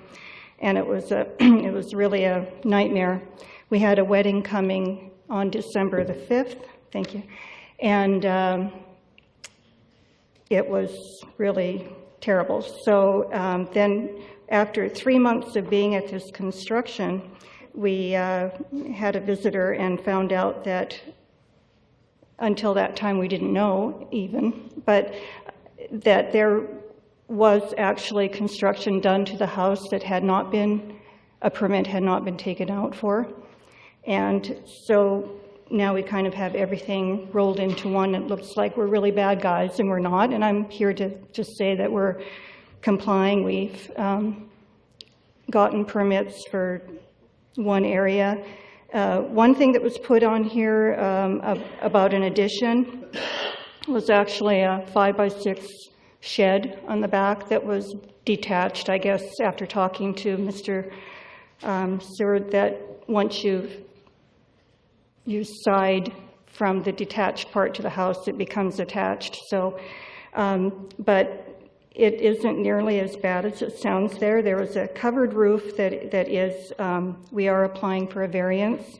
We had to take off because it was completely rotten, the roof over the front door.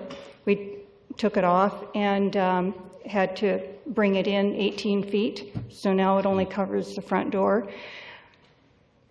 Apparently, because we actually physically took it off, now we got another problem because it was taken off and it was within the setback. We didn't know that, but so in putting it back on, now we have to come back and apply for a variance. We are doing that. I'm ready to put the papers in by Thursday. We are moving the shed the 4 feet that it takes to make it comply. We have a permit in to bring the footings up. The whole side of the house was rotting because the earth from the neighbors was up against the vinyl siding. We had it inspected too. When we went in there to kind of clear out this area, the walls started coming in.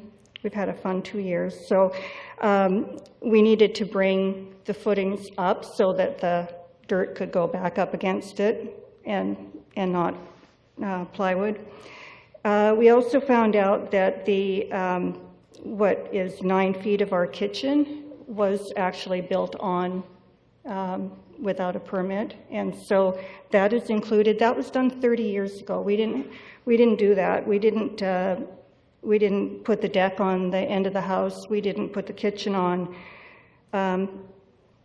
We plead guilt to the shed being near the house, and we're going to move that and putting the porch back exactly where it was, but shorter. It's exactly where it was. So we'll take care of that. Can I just ask, are you doing the construction right now? We began in November, Okay. yes. And how so, far along are you now? well, we were nearly finished, and I think the neighbor just got upset when we brought the concrete truck in to correct the footings that were there, but they weren't high enough. So we're re-pouring where the footings were, but we needed to have it higher so the dirt wasn't up against the house. Okay. So she Did got you have a upset completion? and thought, and we were not filling in anything that wasn't there before. It was all there. Yeah.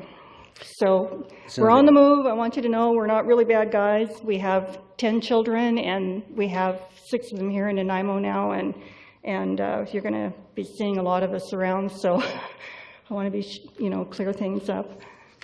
Okay, how long do you think it's going to be till you get it finished to the stage where it'll be approved? The permit went in, I believe, yesterday for the footings. The variance meeting is April 15th for the portico for putting it back where it was. And the shed's going to be moved in another week.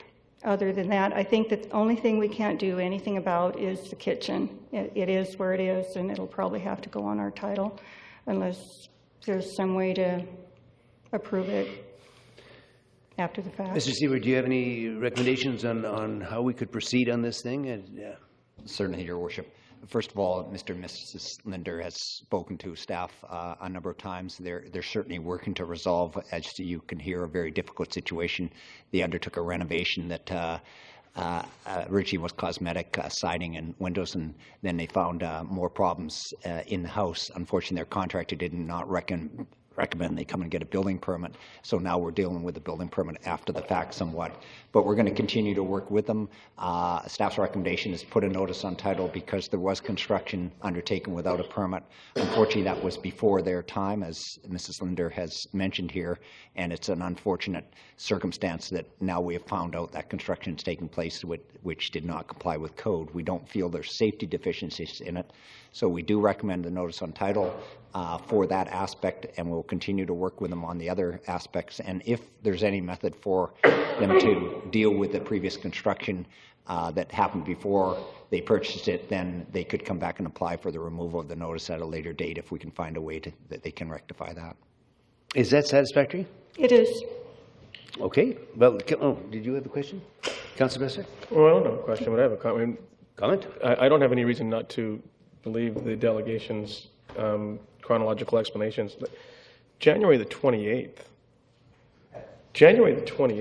and 6 weeks later, we're talking about a notice on title from Gathering that they're working very closely with us to rectify the situations, other than the one that's probably not rectifiable that was done over 30 years ago. January 28th, I look at all the other dates and all these other ones that have come before us, and they're back in October. And so to me, this delegation should at least be given some time that would be consistent with everybody else. And again, if it's safety and for purposes of safety, but it sounds to me like they were trying to do everything they can do to work with us to rectify this situations. I don't even know why we would put this on notice on title. They're working with us. Go ahead, Mrs. Whaley. Certainly, Your Worship, Council can defer them. Staff doesn't recommend that. Once we know, once we've been in, once there's been illegal construction, once there's safety issues, the liability issue is the whole taxpayers, and we need to proceed. Certainly, we proceeded quickly on this one, and I'm not sure why, but it is here, and I would recommend that we proceed with the notice on title. They're excellent people to work with, and as they've indicated, they're working towards a solution right away. However, waiting won't change the fact that the kitchen was built and cannot be rectified, as you heard, so there's no percentage in waiting because that part isn't rectifiable. So we're here to recommend that it be put on now, because that would be the same recommendation in 2 weeks and in 2 months. Councillor Unger. I think this is a classic example of why notice on title previously, before you bought it, would have alerted you to things like that. And I think that's the important part here, that it protects future buyers. You did not know when you bought the property, but now if it's added on and you sell, then somebody else would know that the kitchen was illegally constructed, and it's an alert to the buyers, and yet it doesn't order you to demolish the kitchen or anything. It's simply a notice on title that, hey, this exists. So I think this is a very good example for others who are concerned about notice on title as to how you can get stuck if you buy something and the deficiencies are not on the title. So I think the only thing that was a little difficult for us was that we got the stop work on January 29th, and we didn't get the letter for a couple days short of a month. And during that whole time, they said, don't do anything, just wait. So it was a really hard month, especially because of everything being opened, and our water heater and furnace are outside, and so everything has just been tarped. It was... Are you going to write a book on it? Pardon me? Are you going to write a book on how not to buy a house? Is this Yeah, I think I could, yeah. That's a shame. Okay, I think Councillor Patchy has maybe the final question. Thank you very much, Your Worship. How long have you owned the house? Beg your pardon? How long have you owned the house? We moved in September 2007. About 2.5 years. And you had it inspected by a professional building inspector? Yes, yeah. And we've tried to go that route. It's really hard to move into a new community and think that you have to start a lawsuit right away because of the deficiencies of the house, what was going on. And because it took 2 years to sell our house of 31 years in Kamloops, it was, very, very, very trying time. But there are a lot of people. I've just made contact with the real estate agent, and her words of wisdom to me was, let the buyer beware. We're not real happy. I guess. Well, I can assure you that staff will work with you in every way they can, and it's a very unfortunate circumstance you're in, and I'm sorry to hear this. But it's difficult for us not to put the notice on title. But again, it won't really change anything, and you'll still be able to work on your time schedule. And I know that Mr. Seward and his department will work as closely as they can with you to help you in any way they can. The good news is that by doing the exterior changes, the house has gone from being the most ugly thing you've ever seen to one that's going to make you a lot of money. Good for you. Thank you very much. Okay. Move to prepare the resolution as it related to the 7 items on the recommendation. Second, all in favor? Opposed? Carried. We're going into corporate services. Regional District of Nanaimo Parks and Trails Service Area, Amendment Bylaw 1231.02, 2010. Staff recommendation that Council waive the consent requirements under Section 801.4 of the Local Government Act by consenting to the adoption of the Regional District of Nanaimo Parks and Trails Service Area Amendment Bylaw number 1231.02, 2010, and that the Regional District of Nanaimo be notified accordingly. Recommendation. Seconder? All in favor? Opposed? Carried. Whoops. The next thing is the participation in citizen satisfaction survey. That Council, one, direct staff to proceed with a 2010 core subscription of $5,900 to conduct a citizen satisfaction survey, and 2, provide staff with direction regarding the additional modules, and 3, provide staff with the direction regarding the addition of a custom question or questions to be added to the survey. Mr. Chairman? Councillor Holdham. Your Worship, I would move staff recommendation number 1 to proceed with the core subscription and to add the citizen priorities and expectations module as an additional item on that. Okay. For additional $1,500. And so, and you're holding back on 3? Yes, I don't have anything to suggest there. Is there a seconder for that? No seconder? Well, then it dies. So, beg pardon? Oh, good. So let's have another go at it here. And Councillor Beswick. Are you on from before, or is this new? You're on now?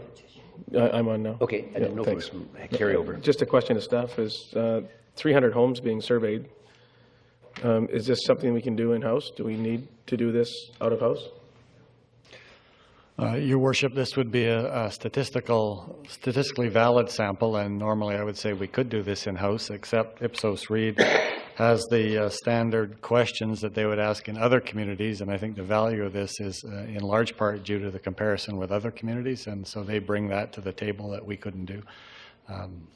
So the answer to that is no, I wouldn't recommend we do this in-house. Thank you.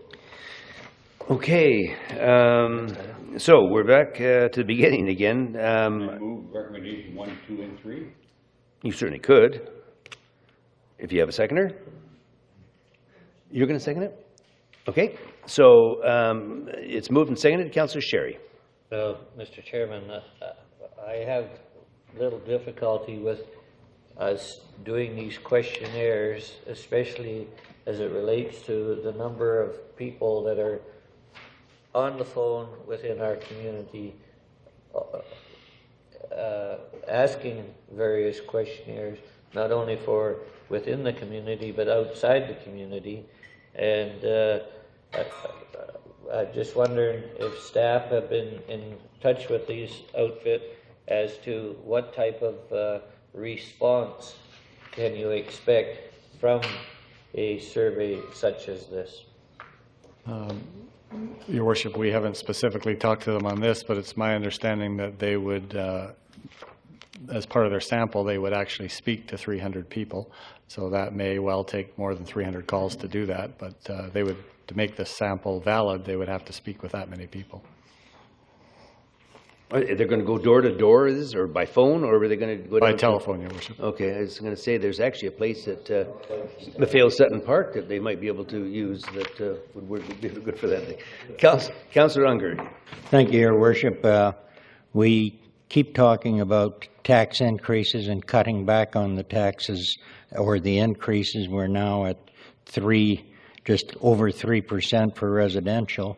And here we want to spend another $6,000 in round figures just to find out what 300 people think. And I cannot support this motion. We've got to start showing some restraint, and even if it's with the small amounts. If they want to contact us, the email address is mayor.council@nanaimo.ca. You can let us know what you think. Okay, Councillor Patchy. Thank you, Worship.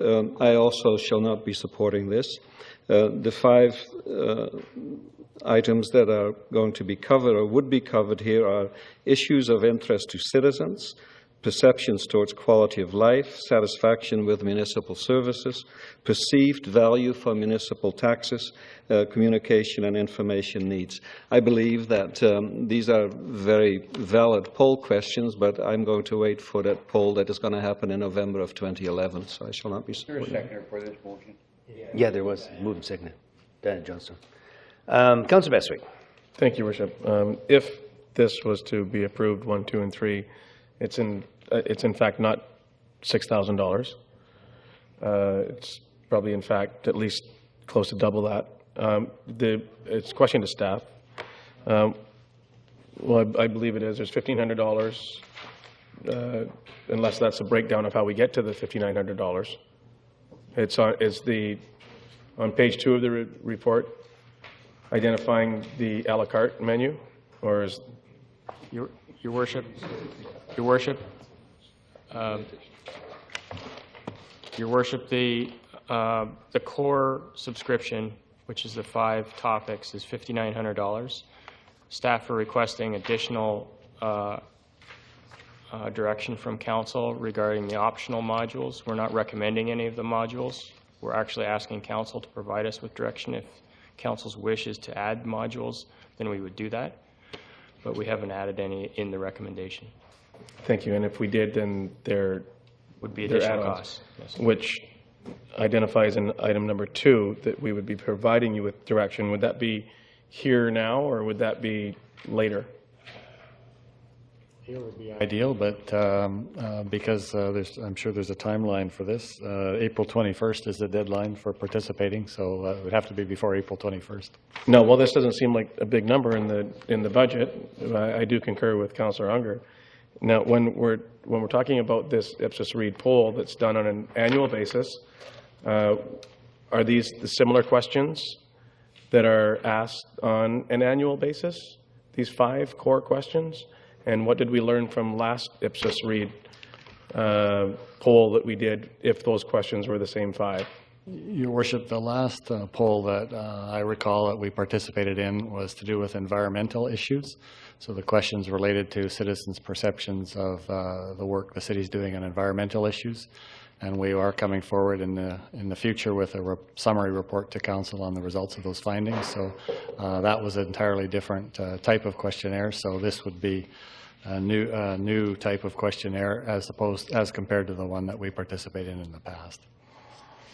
So just finally, so we don't even know if other communities are doing the same poll questions that we're saying that we need to do to compare ourselves. We are aware that several communities have participated in this in the past, and that's where we would see the value in the comparison, not just speaking the information directly from the citizens, but how Nanaimo compares to these other communities. And we believe that there will be substantial uptake from the other communities, so that there will be a meaningful comparison. Thank you. I won't be supporting this motion. Okay, Councillor Oldham. Yes, Mr. Chairman. I'm supporting the motion that Councillor McNabb made, but I would just note that 2 and 3 are not really action motions. They're suggesting that we provide staff with more direction if we want to. I would just say, though, that we haven't had a general survey of the community on general issues like this for some time. The last one I can remember was done when the Vancouver Island University was known as Malaspina. The sample was quite a bit larger, but the cost was quite a bit larger too. And it provided very useful information on where people were in terms of what direction they wanted council to take. We've had other smaller surveys, such as the Parks and Rec survey from a few years ago for the 10-year master plan, and that also provided useful information. I think these surveys that are randomly conducted actually are revealing in a different way from times when we simply invite public participation and receive input only from self-selected members of the community who may have specific issues that they want to bring to bear, or agendas, or some agendas perhaps. And I think it's very useful from time to time, this is midterm for us, or nearly so, to get a read, especially as we struggle with getting our own council direction in mind and in order and pursuing it, whether it's to do with the budget or with planning or whatever. So I think we should have some way of accessing our community that is independent of those who choose to come to see us all the time, and to get people who would not usually participate in these things. That's what a random survey means. So I'm favoring the motion. I think we should get this information. Okay, Councillor Johnstone. Thank you, Your Worship.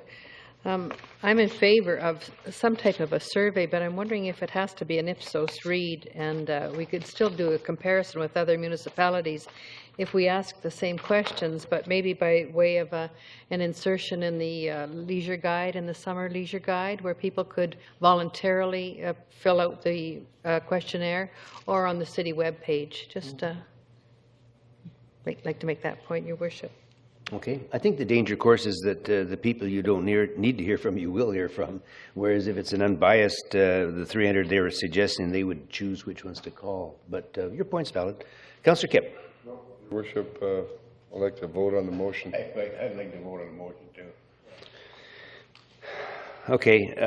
Well, for my part, I just find a little bit of difficulty with it. At the same time, I would like to get some feedback to find out where we're going. And I guess the question to staff is, do we have an indication of the accuracy of the sample of, say, 300 people, plus or minus, on a percentage basis? I believe it's a statistically valid survey, which means they'll have some stats around it's 95% accurate 95% of the time, plus or minus some percentage or something like that.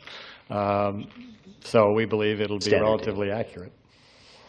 Okay. Question. We're going to be voting on items 1, 2, and 3, which is the motion on the floor. And all those in favor? Opposed? We have 1, 2, 3, 4, 5, 6 opposed. The motion fails. Community Services, invitation to tender 1008 cemetery maintenance. Staff recommendation that council award the contract for cemetery landscape maintenance to the low tender, Strain Landscaping, for the low bid of $281,631. Move the staff recommendation. I'll second it. Moved and seconded. Any discussion? Councillor Kipp. Yeah, I'd like to know, this is a good contract, or quite a bit of money. How come there was only 2 bids? Is it only 2 companies capable of doing this, or? And is the bid process similar to our other bid packages? Your Worship, to my knowledge, the same process was followed, and yes, it is a bit disappointing there was only 2, but we think they're both good bids and remarkably close, and we're recommending the one that we think is best value. I think if I could, I'd like to point out that I think it should show here that this is a 3-year contract, certainly not a 1-year contract, as it might appear to anyone just looking at the minutes here. Councillor Sherry. Well, that's my point, Mr. Chairman. This is for a contract for 3 years, and the price is at $78,000, 800 and close to change for each one of them. So it's very competitive, and it's the 3-year contract. Councillor Patchy. Thank you, Worship. And again, just for clarity's sake, this is for all 3 cemeteries that the city has? Your Worship, yes, this is for full landscape maintenance for the Bowen Cemetery, Chinese Cemetery, and Wellington Cemetery, and includes all labor, equipment, materials, including lime, fertilizer, flowers, mowing, aeration, general pruning, edging, garbage collection, and additional services such as upgrades to the irrigation system, snow removal, structural repairs, pest control, etc. For a 3-year period, yeah. Okay. Question. It's been moved and seconded, he says. All in favor? Opposed? Carried. Information items, only reconsideration of bylaws. Councillor Hold'em, as acting mayor. Thank you, Your Worship. I'd move that under reconsideration of bylaws, I'd move that Southwest Bulk Water Rate Bylaw 2010, number 7099, to establish the rate for bulk water supply to Southwest as $1.50 per 1,000 gallons be adopted. Is there a second? All in favor? Opposed? Carried. Under introduction of bylaws, I move that Housing Agreement Bylaw 2010, number 7101, to authorize a housing agreement between the City of Nanaimo and the Salish Laleham Housing Society regarding an 18-unit affordable housing project for Aboriginal youth and elders at 477 10th Street, pass first reading. Second. Moved and seconded. No discussion. All in favor? Opposed? Carried. I move that the same bylaw, number 7101, pass second reading. Second. Moved and seconded. All in favor? Opposed? Carried. And I move the same bylaw pass third reading. Second. Moved and seconded. All in favor? Opposed? Carried. Under development bylaws, I'd move that Official Community Plan Bylaw Amendment Bylaw 2010, number 6500.010, to include greenhouse gas emission reduction targets within the Official Community Plan, pass first reading. Is there a seconder? Okay. All in favor? Opposed? Carried. And I move the same bylaw, number 6500.010, pass second reading. Second. All in favor? Opposed? Carried. Then under B, I move that Official Community Plan Amendment Bylaw, Amendment Bylaw 2010, number 6500.011, which is the general text and map amendments to maintain the effectiveness and accuracy of the bylaw, pass first reading. Moved and seconded. All in favor? I'll just add, just for clarity, Your Worship, that this would change the designation of the Neck Point Park addition from neighborhood to parks and open spaces, and would recognize the date on which the Sandstone Development Plan, Master Plan was completed. Great. Thank you for the clarification. Good point. Okay. It's been moved. Is there a seconder on it, I think? Moved and seconded. All in favor? Opposed? Carried. And I move that the same bylaw pass second reading. Seconder? Okay, moved and seconded. All in favor? Opposed? Carried. Thank you, Your Worship. Move receipt of the correspondence. Okay, seconder? Okay. Your right. Your Worship, I just wanted to comment that this is a request for participation in the Earth Hour event scheduled for March 27th, and I just wanted you to note that staff do have some measures proposed for participation, including turning off ornamental street lights at Maffeo Sutton Park during that period, dimming lights in this facility and at the Plaza Television next door. And as well, there's an interdepartmental challenge for staff participation in this event. And there is a link on our website to the Earth Hour website, and there's an Earth Hour poster on city bulletin boards. So I just wanted you to be aware of the participation through the city's Sustainability Committee. In this interdepartmental challenge that's on there, is there any prize for the winning department? Oh, I see. On the honor system. Oh, I see. Your Worship, I have a question. Yes, go ahead. A question to the city manager. This is the same Earth Hour event that last year fell well below expectation? I'm not aware of that, Your Worship. I believe there was a significant drop in hydro consumption throughout the city. I'm not sure if that was last year or the year before, but I do recall that from one of those. Okay, thanks. Okay, well, I hope that everyone does participate. I mean, I think the intent is good, and I mean, after all, if all the divisions within the city themselves are participating, then certainly I think the taxpayers should get involved too. It's worthwhile, obviously. Council appointments. Ratification of external appointments to the Economic Development Commission. Recommendation that Council ratify the following representatives to the Economic Development Commission. Representing the Chamber of Commerce, A.J. Hustins. Vancouver Island University, Dr. Ralph Nielsen. Chenemo First Nation, Chief Douglas White. Nanaimo Airport Commission, Mr. Jerry Pink. Tourism Nanaimo, Ms. Joylene Greenweather. Ministry of Small Business, Technology and Economic Development, Glenn Scobie. And representing the Nanaimo Port Authority, Mr. Robert Benny. Moved and seconded. All in favor? Opposed? Carried. Council appointments to Economic Development Commission. Recommendations that Council 1 direct staff to amend Economic Development Commission Bylaw 2010 number 7098 to make the provincial representative a non-voting member and to add one more at-large position to make the total of 4 at-large positions. And 2. Okay. Moved and seconded. All in favor? Opposed? Carried. And the second one is to ratify the appointments of the following 4 at-large members to the Economic Development Commission, and they are Ms. Maura Jenkins, Mr. Doug Slowski, Mr. Robert Gray, and Mr. Terry Knight. A seconder? Moved and seconded. Question, please. Sorry, go ahead, Councillor Baggi. Thank you, Worship. I will vote in favor of these 4 nominations, but I do want to go on record by saying that something that I've alluded to before, that to my mind, a well-functioning Economic Development Commission should have a social planning and an environmental composition of that commission. I find that missing in this particular composition, and I'm disappointed in that. Thank you. Okay, well, I can assure you that Councillor Johnstone has a large heart, and she will be there to look after any issues, and I think she's very well attuned to the concerns that you have expressed. Okay. Question. Oh, Ms. Councillor Kipp. Yeah, I'd just like you to always support, slip under the wire here. I'd like to support Councillor Padgett on that. My concern with that too is we have discussed some of this, and we have other committees like the Social Planning Committee, but how those groups meld together, how they become project teams is important to me too. Sometimes we sit in our committees and the information doesn't get widely spread, or we don't get a chance to read it.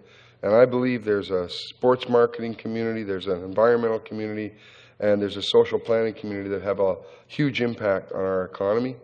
And I believe eventually I'd like to see them expanded into this committee. I'm not going to say, but there's right and left wings in this world. And we need both to keep a plane or a business supported.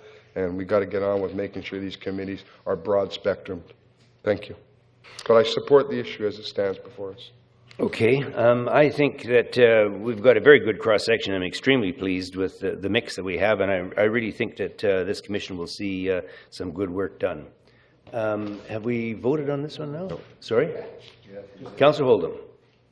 I just wanted to concur with my colleagues, Padgett and Kipp, on what they said, but I also want to point out that we had a lot of excellent applicants for this commission. It certainly shows the interest that creating this commission, Your Worship, has generated in the community. These 4 people are amongst a highly regarded group of people, and they have the confidence of council, and I think that's important. And I want to also, though, express thanks to all of those applicants who put their names forward for this commission. Excellent point, because I would like to point out there were 18 applications, and I can assure you that it was not an easy task for Mayor and Council this morning to render it down to the 4 that we selected. And I think it should be accepted that anyone whose name was put forward really should be honored with the caliber of people that they were nominated with. And it was a very, very difficult decision, and we do thank everyone who did allow their name to stand for that. Okay. Question on the motion. All those in favor? Opposed? Carried. Now we go into, we've already done our delegation, so we're into question period on agenda items only. Councillor Hold'em, you were off, I think, on here. There it comes. Fred Taylor of 204 Emery Way. I understand the Coast Guard Auxiliary is a federal program. Well, maybe the people from the Coast Guard are here to, Ms. Sharon, did you have is it a federal program that you're under?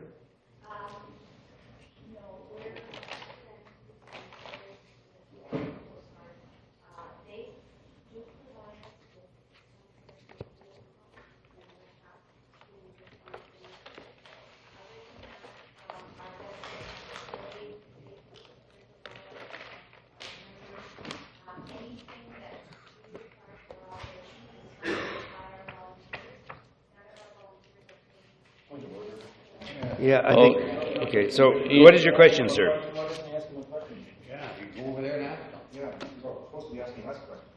That's what I was.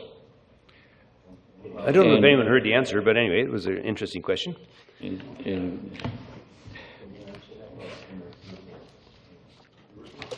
Yep. If I may? Yes. The Coast Guard Auxiliary works as, part of it is a nonprofit organization that's registered with the provincial nonprofit group, and that is the fundraising arm. The Coast Guard Auxiliary itself comes under the mandate of the federal government through the rescue coordination centers where they're dispatched. So they are responsible to that. But they've also over time done community contracts, helping with sea lion and carcass removal, a number of safety issues in the community. But the follow-up question I was going to ask, thank you, Councillor Kipp, was any assistance, because there seemed to be a little bit of concern of the total amounts that the city of Nanaimo may offer here. Any assistance in writing the federal government or something was my follow-up question to why they're not putting some money into this as well, or sharing in it or somehow?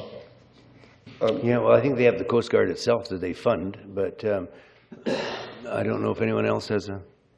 No, there's nothing on that. Thank you. Okay. Any other questions? Moved, seconded, we stand adjourned.